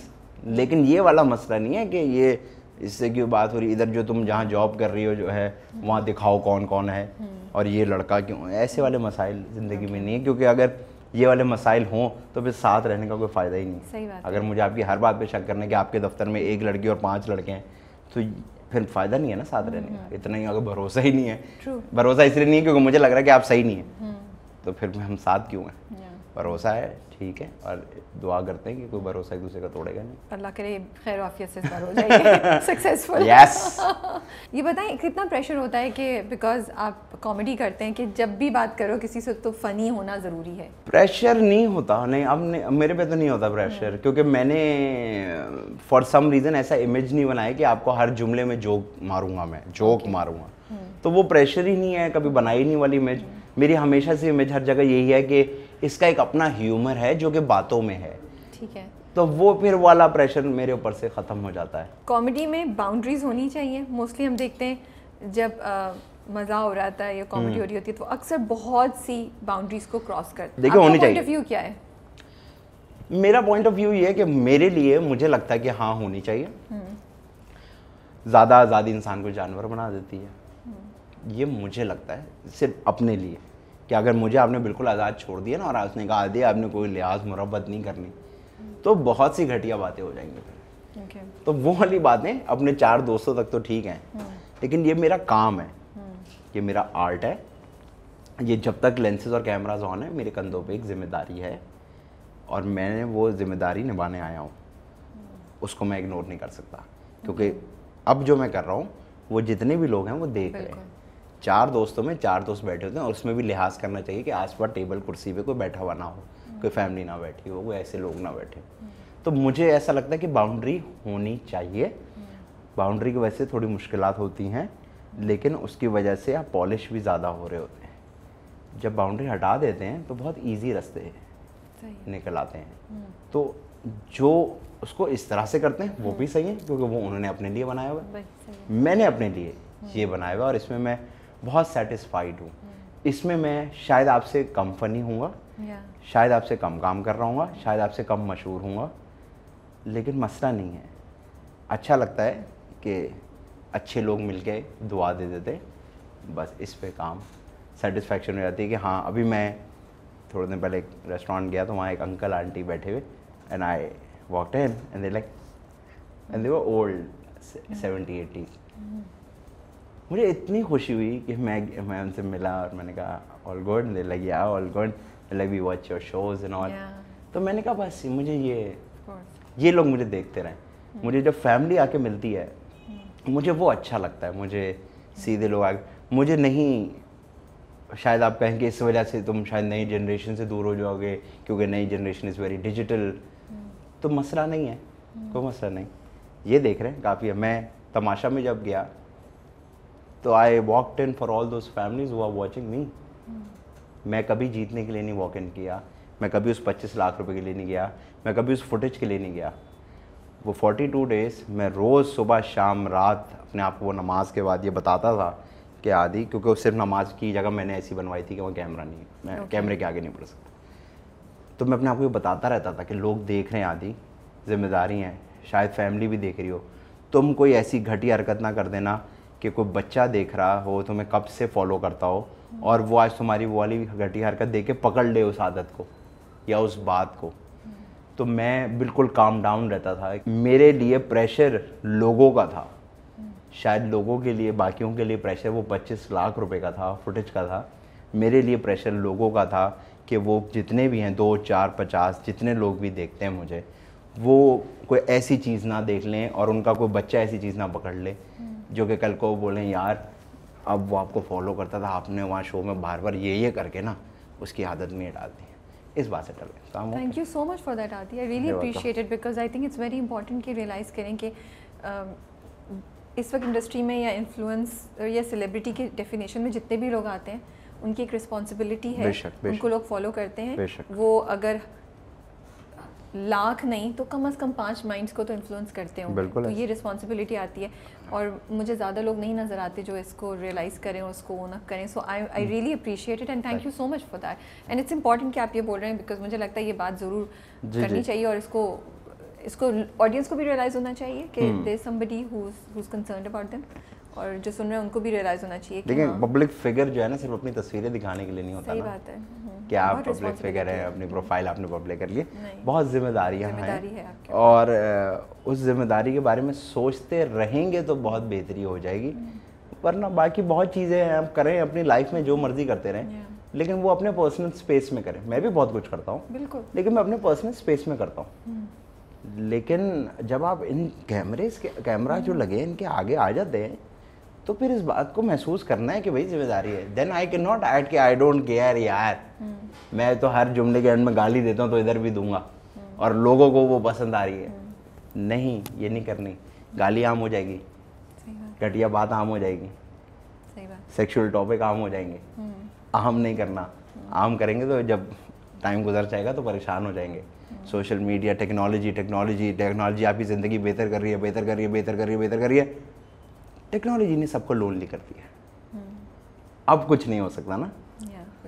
तो इसी तरह ये चीज़ें यूं करते दे कम्स अ पॉइंट जब आपको लगता है कि अब गलत हो ही गया है, there is no way back, then फिर मुझे नहीं लगता। तो इसलिए ये छोटे कैमरे हों, बड़े कैमरे हो, बहुत बड़े हों या बिल्कुल फ़ोन का कैमरा हो, कैमरे पे क्लिक करने से पहले सोच लिया करें कि द सेकेंड ये ऑन हुआ जिम्मेदारी आ गई। लाइव सेशन है, आप टीवी पे सिगरेट नहीं पीते तो लाइव सेशन में बैठ के गाइस आज मैं बैठा हुआ था, ये नहीं करना। ऐसा ना हो कि बच्चा को फॉलो करता और वो कहे कि यार जब ये मैं जिसको फॉलो करता हूँ यार वो हर वक्त सिगरेट पी रहा तो मैं पी लूँ। नहीं करें। कोई फैमिली अगर आप सिगरेट पीते हैं, तस्वीर खिंचाने आए तो सिगरेट छुपा लें, पी रहे हैं अगर आ गए तो उल्टा कर लें, बुझा दें, फेंक दें, पीछे कर लें। नहीं करना क्या, मैं तो स्टार हूँ तस्वीर खिंचाएगा वैसा, ये नहीं करना। जिम्मेदारी है। ये जो कि लेंसेज बन गए हैं ये बहुत वजन लेके आते हैं अपने साथ। सही कह रहे हैं आप बिल्कुल। अच्छा, तमाशा घर जी, क्या रीज़न था ज्वाइन करने का? मैंने सुना आप ज्वाइन नहीं करना चाह रहे थे। मैं ज्वाइन नहीं करना चाह रहा था, मुझे सब कह रहे थे तुम्हारे लिए बहुत अच्छा होगा और मैं इस बात को नहीं मान रहा था। फिर जे भाई ने मुझे कहा क्या you should do it and I think it's a good opportunity for you. और वो चैनल ऐसा है कि और वो जे भाई और उबैद भाई ये सब लोग ऐसे हैं, ये बिल्कुल मेरे बड़े भाइयों की तरह है, ये हमेशा मुझे साथ लेके चले। तो उनकी बात मना नहीं कर पाया मैं। अब मैंने कहा इफ दे सेइंग कि ये बहुत अच्छा है, मेरे अपने लिए भी बहुत अच्छा है, काम वाम सब अपनी जगह, लेकिन मेरे अपने लिए भी बहुत अच्छा है, तो मैंने कहा ओके लेट्स ट्राई दिस। तो मैं उस घर में जब घुसा तो पहले दिन हम शाम में घुसे, रात हो गई, रात को सोए, रात के 3 बजे लड़कियों ने चीखें मारना शुरू कर दी। अब वो पता नहीं आपको पता है कि नहीं कि उनमें से कोई, वो वुडन फ्लोर था ना, तो एक लड़की उठी और वो वॉशरूम जा रही थी, तो वो जब चली तो आवाज़ आती थी, आवाज़ आई तो मुझे नाम नहीं याद, किसी एक लड़की ने नींद से उठ के देखा तो उसको एक लड़की यूँ नज़र आई कमरे के बीच में। नहीं, वो डरी, वो चीखी तो वो डरते चीखते दूसरे लड़की के बेड पे चली गई। तो उसने जब उसको जाके पकड़ा तो वो चीखी, तो करते सारी लड़कियां चीखना शुरू हो गई। अब रात के 3 बजे अब एक नई जगह पे पहली रात सो रहे और 3 बजे ये हो रहा बचाओ, और अरे भाई अच्छा मैं उठाऊं and I could not react, समझ नहीं आया ना क्या, तो मैं बेड पे बैठ के ना यूं कर रहा हूँ कि ये क्या है, ये क्या हो रहा है। नुमान भाई सब भाग के गए, फिर बेचारे ये सीन हुआ। The next morning I woke up, हरकतें बस शुरू हो गई थी मेरे से। अगली सुबह ही माशाल्लाह सब ने करतब दिखा दिए। पहला करतब तो वहीं दिखा दिया था, पहले दिन मैं सबके बैग लगा रहा हूँ। अब इंसानियत भी तो हमारे अंदर है ना। हमने कहा यार ये लॉकर रूम छोटा है, मैं सबके बैग्स लाइन से लगा देता हूँ आप लोगों के। अब आपके बैग ही लगा रहा हूँ, लगाता रहा, उसमें ये मेरा भी रख दें। अच्छा भाई, अब मैंने सबके बैग में लाइन से लगाना शुरू कर दिया। आखिर में मैंने एकदम से देखा कि मेरा बैग कहाँ है, तो मेरा बैग उन्होंने बाहर फेंक दिया वहाँ मेकअप रूम में कि इसकी जगह नहीं आ रही, रास्ते में आ रहा है। Oh my goodness. मैंने कहा यार इतनी भी ना बेइज्जती करे यार। मतलब आपको उधर से ही पता, मूड सेट हो गया? नहीं, वो पहला इफेक्ट ये हुआ। हाँ। दूसरा इफेक्ट क्या हुआ कि हम जितने लोग हैं उतनी अलमारियां हैं, सबके पास अलमारियां आ गई, बल्कि एक दो एक्स्ट्रा भी थी। ये उसी वक्त की बात बता रहा हूँ कि आई स्किप्ड माई बैग कि अच्छा मेरा बैग मेकअप रूम में फेंक दिया है। मैंने कहा अच्छा, तो फिर मैं करते करते मैंने कहा यार वो लॉकर की चाबियाँ नहीं, बोला नहीं सब पे लॉकर की चाबियाँ लगी हुई थी। तो मैंने कहा वो अब तो किसी लॉकर की चाबी नहीं, मैंने तो नहीं लिया। मैंने कहा अच्छा, और चले गए सब वहाँ से, क्योंकि बहुत से लोगों ने दो लॉकर ले लिए थे। तो मैंने दैट वाज द पॉइंट घुसते ही कि मैंने कहा अच्छा ठीक। तो लोगों ने क्या किया, दो लॉकर खोल के बल लॉकर चाबियाँ रख ली। फिर आप I had no locker. Show के एंड तक मेरा बैग बाहर पड़ा होता था और मैं सामान कहाँ रखता था, जो कबर्ड थे उनके ऊपर। तो आपने बोला क्यों नहीं कुछ? मैं देखें सुने, हम 3 लोग हैं, 3 प्लेट बिरयानी आई है, तो किस अंधे को भी पता चल जाएगा कि 3 प्लेट है, 3 लोग हैं, एक खाएंगे सब। बट स्टिल तो लेकिन अगर आप उसमें से 2 लेके खा लें तो यार आप इंसान तो नहीं है। माजरत के साथ मैं आपसे बात नहीं करना आया, तो मैं भूखा रह लूंगा, मैं शाम में खुद जाके। वो ये हरकत हुई कि यार तो उमर ने भी नहीं आपके लिए स्टैंड लिया जब उसने रियलाइज किया? नहीं मैंने तो किसी को बताया ही नहीं। बताया उसको मैंने बहुत दिनों बाद बताया कि भाई हाँ तो ये है। तो मैंने जब वो लॉकर वाला सीन हुआ ना, मैंने कहा आदि भाई आपकी जगह ही नहीं है, ये लोग जो है ना ये बस इंशाल्लाह थोड़ी ही देर में कुछ करतब करेंगे और आप यहाँ से जाएंगे। तो मैं शुरू के 2 हफ्ते हर नमाज पे दुआ कर रहा था, अल्लाह में या अल्लाह मुझे यहाँ से भेज दे, मुझे यहाँ नहीं रहना इन लोगों में। और आप शो में देखेंगे बहुत पॉइंट पे मैंने सबके मुंह पे कहा है कि माजरत के साथ मैं आप लोगों में से किसी के साथ ताल्लुक़ नहीं रखना चाहता। और मैं उनको ये बात समझाता था कि आप ऐसी हरकतें ना करें कि कैमरे के बाद जब बहुत दफ़ा भी मैं देखा था, वैसे भी कैमरे के सामने भी आप समझा रहे होते तो मैं यूजुअली आप काउंसिल कर रहे होते थे। हाँ कि प्लीज़ इस बात को समझें, ये कैमरे भी लगे इस बात को समझ। लेकिन वो राज़ी नहीं थे। तो मुझे बस पहले दिन समझ आ गया कि अच्छा ये लोग तो बिल्कुल अलग एक कौम चल रही है। तो मतलब इंसान की इस तरह की साइड जो इतनी प्लेजेंट नहीं है, वो देख के जो धचका लगा उसे कैसे वो इफेक्ट अभी तक है दिल में? वो इफेक्ट नहीं है, लेकिन क्योंकि मैंने 2-3 हफ्ते बाद सोच लिया कि शायद ये दुनिया का काम है कि पैसे के पीछे आप कुछ भी कर सकते। आपको इस तरह से देखें कि उन्होंने आपको या हमें 13 लोगों को कहीं बैठा के ये नहीं कहा था कि शो में ये करना है। उन्होंने कहीं ये नहीं कहा था शो में ये होगा। उन्होंने कहीं ये नहीं बताया था कि ये जो चीज़ें हैं ये 5 और 6 चीज़ें करेंगे तो जीतेंगे। उन्होंने सिर्फ आपको ये बताया था कि एक घर है उधर आपको 42 डेज गुजारने हैं। वो जो सब हुआ वो सब का असलपन, पैसे की मोटिवेशन, फुटेज की मोटिवेशन, वो सब उनकी अपनी पर्सनल थी। We were just in the house. Show का कॉन्सेप्ट जो है वो मुझे ऐसा लगता है वो एक ह्यूमन बिहेवियर पे एक्सपेरिमेंट है कि आप उनको डाल दें, उनको एग्जिट ना मिले, वो बाहर ना निकल सके, उनको आप कहें कि बस इस टाइम से इस टाइम पे सोना है, जो इंसान को टाइम असली में दिया जाता है सोने का वो है, और उनको छोड़ दें। तो वो क्या करते हैं, वो ये कर रहे हैं। तो ये तो स्केरी है बहुत, नहीं? ये स्केरी है, इसी वजह से तो ड्रामे चल रहे हैं। हम वही है ना कि ओ हम तो जब जाते हैं बिजनेस क्लास में जाते हैं, यही बातें करते हैं ना हम। डाला 13 लोगों को, उन्होंने क्या कम हरकत की है।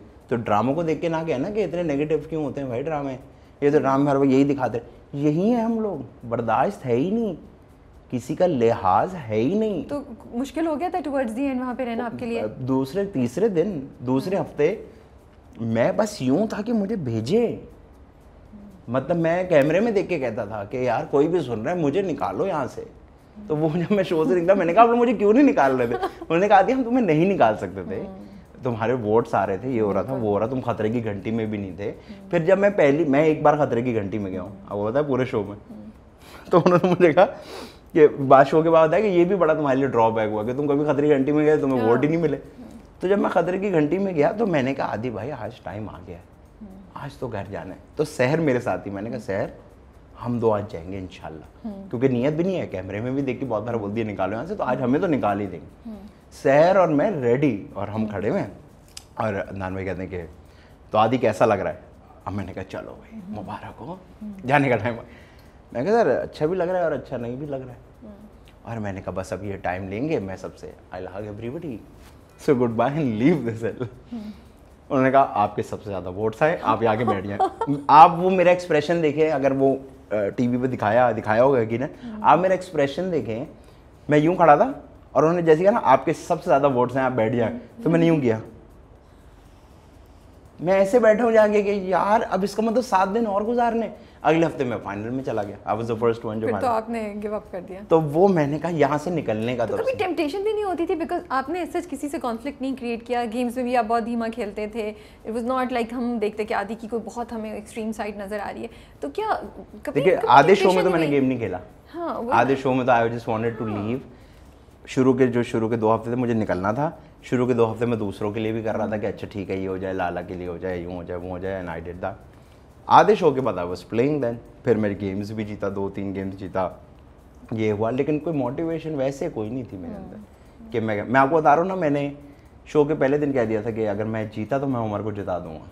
हाँ ये बात तो मैं जिता देता, बड़ी आपकी हिम्मत है, और आपने कहा भी था कि मैं उस अगर आप मेरा नाम उस दिन विनर में आ जाता और मैं फर्स्ट आया, मैं उमर को जिता देता। मैं कहता कि I don't want all of this. ये कहाँ से आया है जज्बा? ये जज्बा इस बात से आया क्योंकि उमर जब मेरे साथ नमाज पढ़ता था और हम बात करते थे, तो वो जब मैं अपनी कमर का ऐसे बताता ना, यूं ही होता है, तो जब मैं उसकी बात को इमेजिन करता था ना, तो मेरी कमर में वही दर्द वापस होता था। एंड आई कुड सी बात उसकी, बस वो बताता था कि जैसे यार मुझे यहाँ मज़ा आ रहा है, यहाँ तो एसी चल रहा है, खाना पीना मिल रहा है, लोग बैठे, मज़ा आ रहा है, घर जाऊँगा वापस तो फिर वो शेयरिंग में एक लड़के के साथ रहता हूँ, नीचे से पानी भी लाना पड़ेगा, दूध लाना पड़ेगा, गाड़ी लेनी है, यूँ करना है, वो करना है, हालात अम्मी उधर हैं। जब मैं वो बात सुनता था ना, तो मेरी कमर में आई स्वेयर टू गॉड मुझे एग्जैक्ट वही अजीब सा दर्द होता था, और मैं सुनता तो था, और मैं हर नमाज के बाद उस पर दुआ पढ़ के फूकता था और सब कुछ करता था। तो मुझे वो जो दर्द था ना, तो वो जो उलझन थी मेरी बैकबोन के अंदर, तो उसने मुझे फोर्स कर दिया कि देखो अगर तुम जीत गए ना आदि, किसी भी तरह, पहली बात तो रहना नहीं है, अगर जीत गए, किसी मौजे से जीत गए, तो चुप करके इसको जीत इसके हाथ में देना, ताकि इसका ये मसला ख़त्म हो यार, इसकी ये उलझन ख़त्म हो। ये वही उलझन है जो ढाबे पे बैठ के ना वक्त काटने की नहीं होती थी और अच्छा नहीं लग रहा होता था, तो वो उसके अंदर थी नहीं, लेकिन उसकी बात में थी, क्योंकि he was on to that face somehow और द अदर।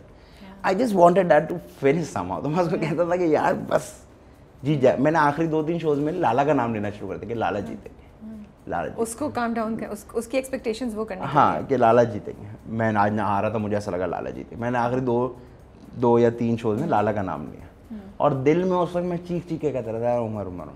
जिस वक्त मैं थर्ड आया, आई वॉज जस्ट, मुझे आज भी याद है, मैं यूँ बैठा हुआ उमर को देख रहा था, और अदनान भाई की मुझे आवाज़ भी नहीं आ रही थी, और मैं कहता उमर उमर उमर उमर उमर उमर उमर, मैं उमर उमर किए जा रहा था कि आई विल फोर्स इट कि कुछ हो जाए, and I wanted him to, he won. और मुझे जितना सुकून का सांस आया ना, मैं आपको नहीं बता सकता कि उस वक्त मुझे हुआ कि शुक्र ये जीता। जब वो मेरे गले लगा, उसने कहा आदि मैं जीत गया, मैंने कहा बस। उसकी माँ से जब मैं जाके मिला, मैंने कहा आंटी ये कुछ ही नहीं है, अभी तो ये शुरू हुआ है चीज़ें, एंड दिस विल गो बहुत अच्छा सा। तो बस I just wanted him to win. मेरे वो बिल्कुल मुझे भाइयों की तरह था, and I just wanted him to just get out of that zone where कि मसला है, और गाड़ी की बैटरी चोरी हो गई है मेरी, और मेरी बाइक ख़राब खड़ी है नीचे। तो वो जो है ना, वो मुझे सफोकेट करती थी बात। तो आई थॉट कि may be this is the only way, अगर मैं जीत गया तो मैं इसको। तो जब उमर ने आपको और मरिया का नाम लिया, तब आपको बहुत शौक लगा? मुझे शौक नहीं लगा था। आपको हुआ दिल में पहली क्या बात आई जब आपने सुना? तो मेरे लिए वो था कि ओह अच्छा। हिट नहीं किया, थोड़ी देर बाद हिट किया। हिट इस तरह से किया कि मैंने अपने आप को ये बताया कि आदि देख, हैं तो पैसे ना, 25 लाख रुपए पैसे तो होते हैं, तो अगर ये कहने से उसको एक स्टेप करीब लग रहा है तो कोई बात नहीं, इस तरह मैंने सोचा, मुझे वो लगा। और फिर उसने मुझे बाथरूम में आके समझाई ये बात कि यूं यूं हुआ था ऐसे। मुझसे भी नाम लिए गए थे, तो मैंने नाम लिया था मरिया और हुमैरा का। तो पता नहीं वो आप लोग को दिखाएगी नहीं, क्योंकि हमें घर में नहीं दिखाया था, खाली उमर का दिखाया था। तो वो बस था कि इतना नहीं। नेक्स्ट डे फिर जब मैं उठा तो मैं उससे नाराज़ नहीं था, मेरी हिम्मत नहीं पड़ रही थी उससे बात करने की। फिर हम ऐसे मिले और ऐसे वाज ऑल ओके। तो उमर ने क्या बोला फिर आपको कि जिससे आप सही हो गए? कुछ कहा उमर ने? नहीं, he was trying to explain me कि देखो ये नहीं था, मेरी ये नीयत नहीं थी, ये नहीं थी, वो नहीं थी। मैं उससे बहुत प्यार करता हूँ, मैं उसकी बहुत इज्जत करता हूँ, और मैं उससे नहीं नाराज़ रह पाता। शायद वो मुझे उससे गाली भी दे देता तो मैं उससे नहीं नाराज़ रह पाता। तो it just had to go, it was just एक डार्क क्लाउड आ जाता। मैं लोगों से सवाल करती हूँ कि मोहब्बत क्या है आपके लिए, आपसे मैं सवाल कर रही हूँ दोस्ती क्या है आपके लिए, क्योंकि जितना मैंने ये सवाल पहले आना था लेकिन वो मैं बातों में रही। अब आपने किया तो मुझे ये सवाल अपना याद आया, क्योंकि जब मैं आप पे सब सुन रही थी और सोच रही थी आपकी बातें, तो मुझे दोस्ती का फैक्टर आपकी ज़िंदगी में बहुत इंपॉर्टेंट लगा। जो फैज़ान भी है, अब उमर भी। जी जी जी। देखिए दोस्ती मेरे लिए, दोस्ती दोस्ती के पीछे मकसद नहीं होना चाहिए। पहली बात तो ये बहुत क्लियर कर ले, ये दोस्ती कभी भी ऐसे नहीं हो सकती कि आप भी चाय पीती हैं और मैं भी चाय पीता हूँ इसलिए हम दोस्त हैं। दोस्ती कभी ऐसे नहीं हो सकती कि जी आप एक्टर हैं मैं एक्टर हूँ इसलिए हम दोस्त हैं, आप बिजनेस करते हैं मैं बिजनेस करता हूँ दोस्त। दोस्ती मुझे ऐसा लगता है कि वो एक कनेक्शन है जहाँ आप ईजी हो जाएं दुनिया से, जहाँ ये मसले ख़त्म हो जाएं कि यार मेरे पास सस्ता जूता है, इसके पास महंगा जूता है, मेरे पास बड़ी गाड़ी, इसके पास छोटी गाड़ी, मैं ये कारोबार करता हूँ, ये कारोबार। तो I think that's a bond, it's only for happiness. दोस्ती सिर्फ खुशी के लिए होती है, आपके अंदर सिर्फ खुशी होनी चाहिए उस बंदे के लिए, और कोई परेशानियाँ नहीं होनी चाहिए कि इसके तो स्टैंडर्ड नहीं मैच करते, ओ यार ये तो उर्दू बोलता है मैं इंग्लिश बोलता हूँ, या ये इंग्लिश बोलता है मैं, ये नहीं होना चाहिए। अगर आपको एक इंसान के साथ बैठ के खुशी होती है और वो खुशी का कोई मकसद नहीं है, इससे हसीन बात कोई नहीं हो सकती। और दोस्ती में कहीं नहीं लिखा होता रोज़ मिलना, दोस्ती में कहीं नहीं लिखा होता रोज़ बात करना। वो दिल का एक कनेक्शन होता है, if it's there it is the most beautiful thing. लेकिन मसला ये कि हम दोस्ती में मकसद ढूंढते हैं, तभी फिर हमारे पास ऐसे दोस्त नहीं बन पाते जिनको हम ज़िंदगी भर साथ लेके चल रहे हैं। हमने एक स्टोरी लगाई थी कि आप हमारे स्टूडियो आ रहे हैं, अगर लोगों ने आपको रिपोर्ट कर दी, ब्लॉग रिपोर्ट, इसको कौन बुला रहा है? नहीं ऐसा कुछ नहीं है। अच्छा। लोग आपसे कुछ सवाल पूछना चाहें तो।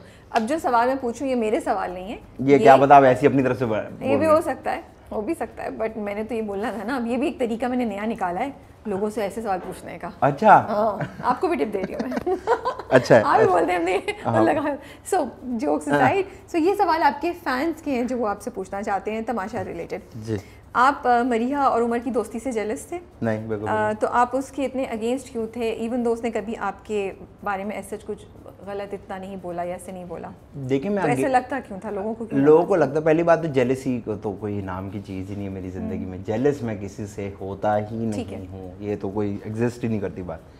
दूसरा कि मुझे मरिया से क्या प्रॉब्लम था, मुझे उससे प्रॉब्लम कोई नहीं था, मैं उससे चिल भी करता था, हम बातें भी करते थे। कुछ चीज़ें मुझे समझ नहीं आती थी उस पर्सनैलिटी के बारे में, तो वो मुझे उससे वो था कि आप खाली अपने लिए कैसे हो सकते हैं। ओके। तो वो मुझे चीज़ तंग करती थी, लेकिन वैसे कोई जेलसी। बट हर कोई था नहीं उसमें ऐसा, उस जगह पे सभी ऐसे थे, हर कोई अपने लिए था। देखिए था, लेकिन पकड़ा जा रहा था ना।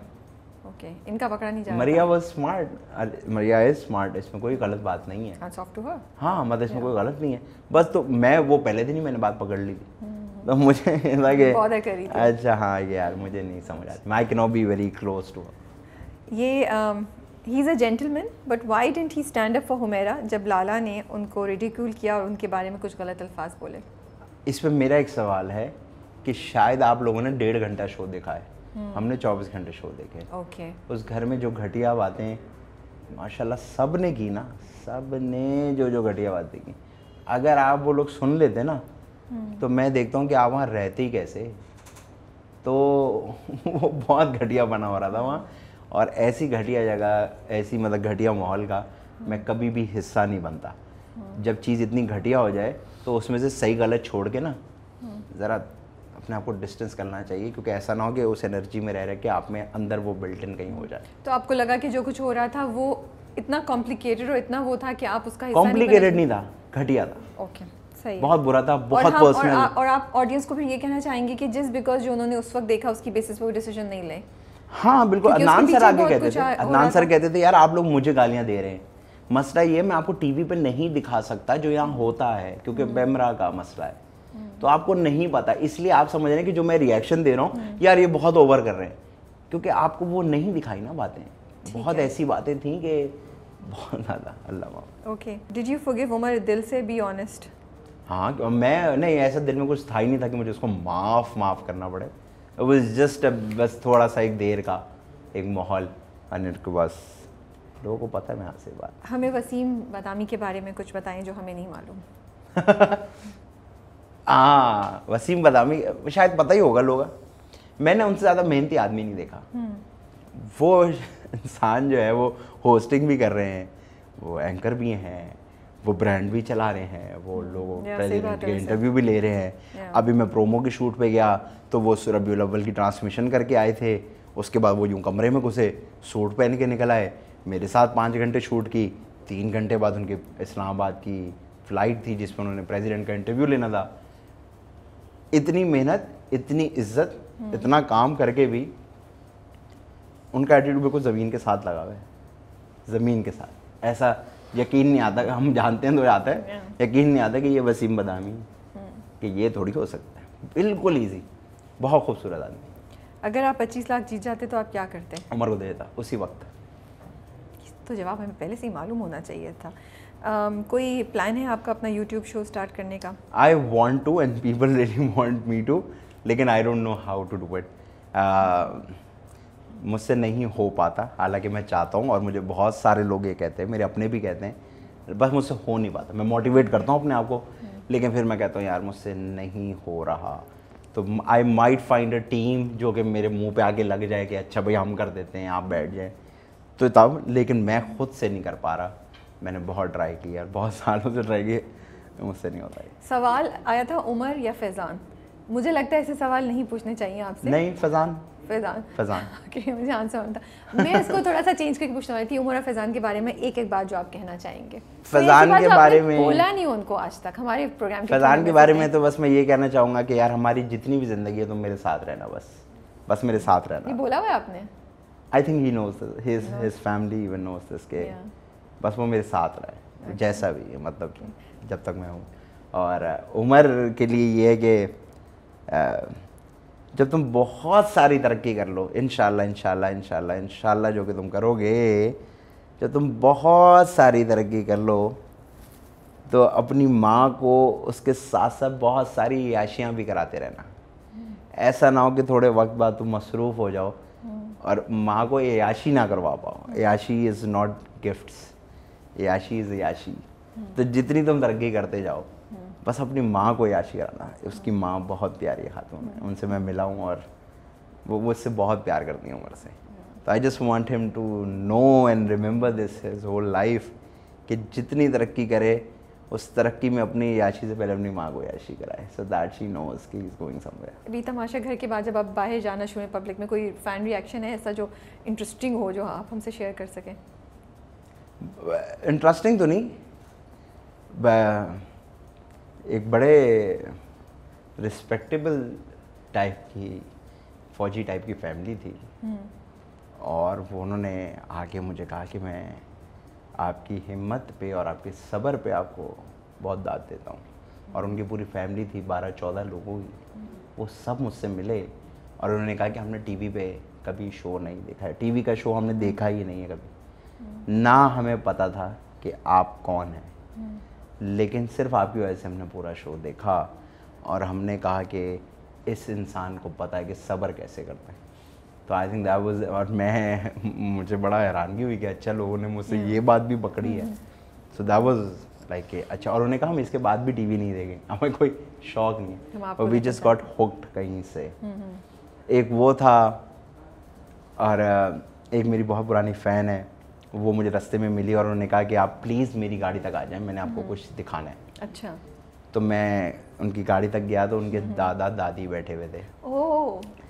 और उन्होंने कहा कि हम आपको सलाम ज़िंदगी से देख रहे हैं और ये जो मेरी दादी है ना, इनका एक मसला है, इनको थोड़ा सा मेमोरी का प्रॉब्लम है। तो हमने कहा अच्छा। तो उन्होंने कहा आप उनकी मेमोरी में कहीं फिट इन हुए हैं, जब तक हम आपको टीवी पे नहीं लगाते, she doesn't eat and eat her medicine. Oh my goodness. तो उनको कोई मेमोरी में फिट हुआ हूँ मैं, तो वो कहते हैं हम यूट्यूब पे आपका क्लिप लगा देते हैं, कभी सलाम जिंदगी का, कभी तमाशा। आपको कैसा फील हुआ उस वक्त आदि? ये तो कितनी ह्यूज बात है, कितनी मतलब मुझे सुन के कुछ हो रहा है तो आप मुझे लगता है जैसे झूठ है, मेरी इतनी औकात ही नहीं है। मतलब थोड़ा साल पहले I read this suicidal note एक बंदे का, और उसने मुझे कहा कि वो मेरा एक लाइव शो देखने आया था। शो के बाद वो मुझे मिला, उसकी बहन ने मुझे वो दिया और मैंने पढ़ा, तो मैंने कहा तो सुसाइडल नोट है। तो उसने कहा I was about to end my life today, तो मैं सुसाइड कर रहा। आपका शो देख के, 2 घंटे का शो होता है, आपका शो देख के मैंने कहा कि यार नहीं नहीं नहीं, I think I am doing something wrong, there still happiness in this world. तो वो वाज लाइक कि अच्छा बहुत कुछ होता है। मतलब मैं इनबॉक्स खोलता हूँ कभी कभी, ऐसी ऐसी चीज़ें। मतलब मैंने अभी कल रात को एक खातून को रिप्लाई किया है जो पिछले 2.5-3 सालों से मुझे मैसेज कर रही हैं ऑन एवरीथिंग आई डू। पूरा फीडबैक इतना लिखे, तमाशा का हर एपिसोड का इतना लंबा फीडबैक मेरे इंस्टाग्राम में है माशाल्लाह। और मैंने उनको कभी रिप्लाई नहीं किया था क्योंकि वो अदर्स में थी, मिस हो। जब मैं करता गया मैंने कहा ये क्या है भाई, तो मैंने बोला पढ़ूं तो ये इतना भरला गया, बीच में से एक पढ़ा तो वो फीडबैक था। तो मैंने उनको जब मैसेज किया, उन्होंने कहा मैं तो आपको तब से देख रही हूँ जब आप दिल पजीर शो करते थे, आप ऊपर तो जाए, आपको उसका फीडबैक भी मिलेगा। तो मेरे लिए वो होता है कि यार इतनी औकात तो नहीं है, इतना तो नहीं हूँ बड़ा, इतना तो कुछ अच्छा नहीं कर रहा, लेकिन लोग करते हैं, बहुत प्यार करते हैं। और ये अल्लाह मियाँ ने इज़्ज़त दी है, थोड़ी सी जैसी भी है, लेकिन बहुत अच्छी है, बहुत खूबसूरत है। अभी तक ज़िंदगी में ये नहीं देखा कि रोड पे चलता आदमी कोई मुझे गाली दे दे किसी मेरे काम की वजह से या किसी हरकत की वजह से। मेरी इज़्ज़त बची हुई है, मैंने अपनी इज़्ज़त रखी हुई है, और बस इसमें मैं खुश हूँ। इससे ज़्यादा कम कोई मसले मसाइल नहीं है मुझे। Thank you so much for your time. You're welcome. It was मैं अल्फाज शायद मेरे पास नहीं है, बहुत अच्छा हार्ट टचिंग कॉन्वर्सेशन थी आपके साथ जो हुई, एंड आई विश के हमारे पास टाइम और होता। मेरे पास तो और भी बहुत सवाल थे, मे बी हम किसी वक्त दोबारा बैठेंगे जब हम थोड़ी हल्की फुल्की बातें भी कर लेंगे। हाँ, थोड़े हम आदि की जो फ़नी साइड आप देखते रहते हैं उसको हम एक डिफरेंट तरीके से भी शायद यहाँ पे आपको नजर आए। बट जो क्वेश्चन मेरे जहन में आ रहे थे और मुझे था कि लोग सुनेंगे, लोगों को कुछ अच्छा लगेगा आपसे सुन के, तो मैंने वो पूछे। एंड तमाशा पे बहुत लोगों के सवाल थे जो आई नो अभी भी पूरे नहीं होंगे। उमर के साथ भी हुआ था, सबने कहा 1.5 घंटे का इंटरव्यू, कह रहे इतना छोटा इंटरव्यू। मैंने कहा भाई देखते हैं इंशाल्लाह। बट और भी कुछ करना है जिंदगी में। नहीं, can't ask each and every question. मुझे मालूम है जो उसके फैंस हैं तमाशा के, they all loved you guys, and उनके बहुत सवाल हैं। वो तो आज तक जो है वो जो है ना इनबॉक्स, आर्ट वर्क। और मैंने अभी थोड़े दिन पहले ही कल उमर मिला रोड पे मुझे, परसों मेरे ख्याल, मैंने उसको कहा कि अब मैं ना इससे वो हो रहा हूँ, थोड़ा बॉदर हो रहा हूँ कि बहुत ज़्यादा हो गया, क्योंकि हम 42 दिन तो वहाँ गुजार गए हैं, उस दर से निकले बेटा। तो वो सुबह शाम रात आर्ट वर्क्स, और ये उनका प्यार है, उनकी मोहब्बत है। लेकिन मैंने उसको बोला कि यार बस यार, तो अब मुझसे कोई बात भी करने लगता है ना, तो मैं कहता हूँ अच्छा बस। इसीलिए हमने पहले 1 घंटा आपसे दूसरी बातें की, फिर हम तमाशा पे आपको लेकर। Thank you so much for that. But thank you so much for your time. नहीं, आपका बहुत शुक्रिया, आपने बुलाया और आपने ढाबे की चाय भी पिलाई मुझे। बस आई होप वो थोड़ी बहुत गरम पी ली, बाकी तो मुझे लगता है ठंडी हो गई होगी। सही है, खैर है। आई होप कि आप इसके पैसे ना मांग लें। चलें, वो हम ऑफ कैमरा बात करेंगे। अच्छा of course we will not आदि।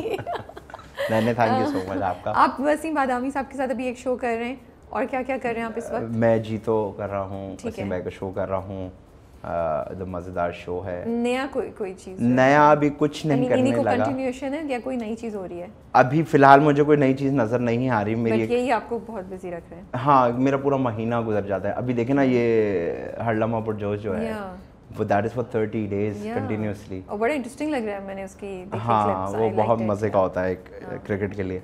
तो वो अभी तो टाइम नहीं है फिलहाल किसी नई चीज़ का, और ना ही कोई चीज़ पाइपलाइन में है।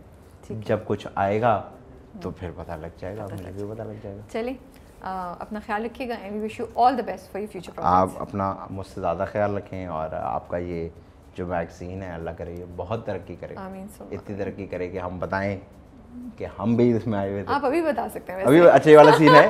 नहीं नहीं वो वाला ना, ये वाला सीन नहीं तो नहीं एम्बेसी जाके तो नहीं बता सकते ना, एम्बेसी में जाके तो नहीं बता सकते ना कि यार यहाँ इंटरव्यू दे के आए थे। नहीं शायद ना भी बता सकते हो आप। इतना ऊपर आ गई आप? हाँ मैं तो ऊपर से ही आती हूँ, नीचे से खेलती मैं। अरे कोई सोर्स होगी फॉरेन वाली बात, ताल्लुकात होंगे, ऐसे तो नहीं होती इधर। लेकिन आपकी मर्जी, आप जो बुलाना चाहें। आपके लिए दुआ है कि ये शुक्रिया बहुत। हमारे पूरे एशिया का सबसे बेस्ट मैगजीन बने और आप तरक्की करते रहें और आपका सोफा ऊंचा होता जाए, जरा कंफर्टेबल और खैर कंफर्टेबल हो जाए, थोड़ा सा थोड़ा सा सख्त, थोड़ा हल्का, थोड़ा सख्त। आई नो, इसीलिए मैंने भी बोला कंफर्टेबल। मैं लगी मैं इसको, इसलिए मुझे ज्यादा हंसी भी नहीं आ रही ना, क्योंकि सख्त है ना, दर्द हो। बस हम ये चाय पे सारे पैसे खर्च कर देते हैं, सोफे के लिए बचते नहीं है। नहीं बहुत मे बी लेम जोक्स। चले जी, टेक केयर, अल्लाह हाफिज़।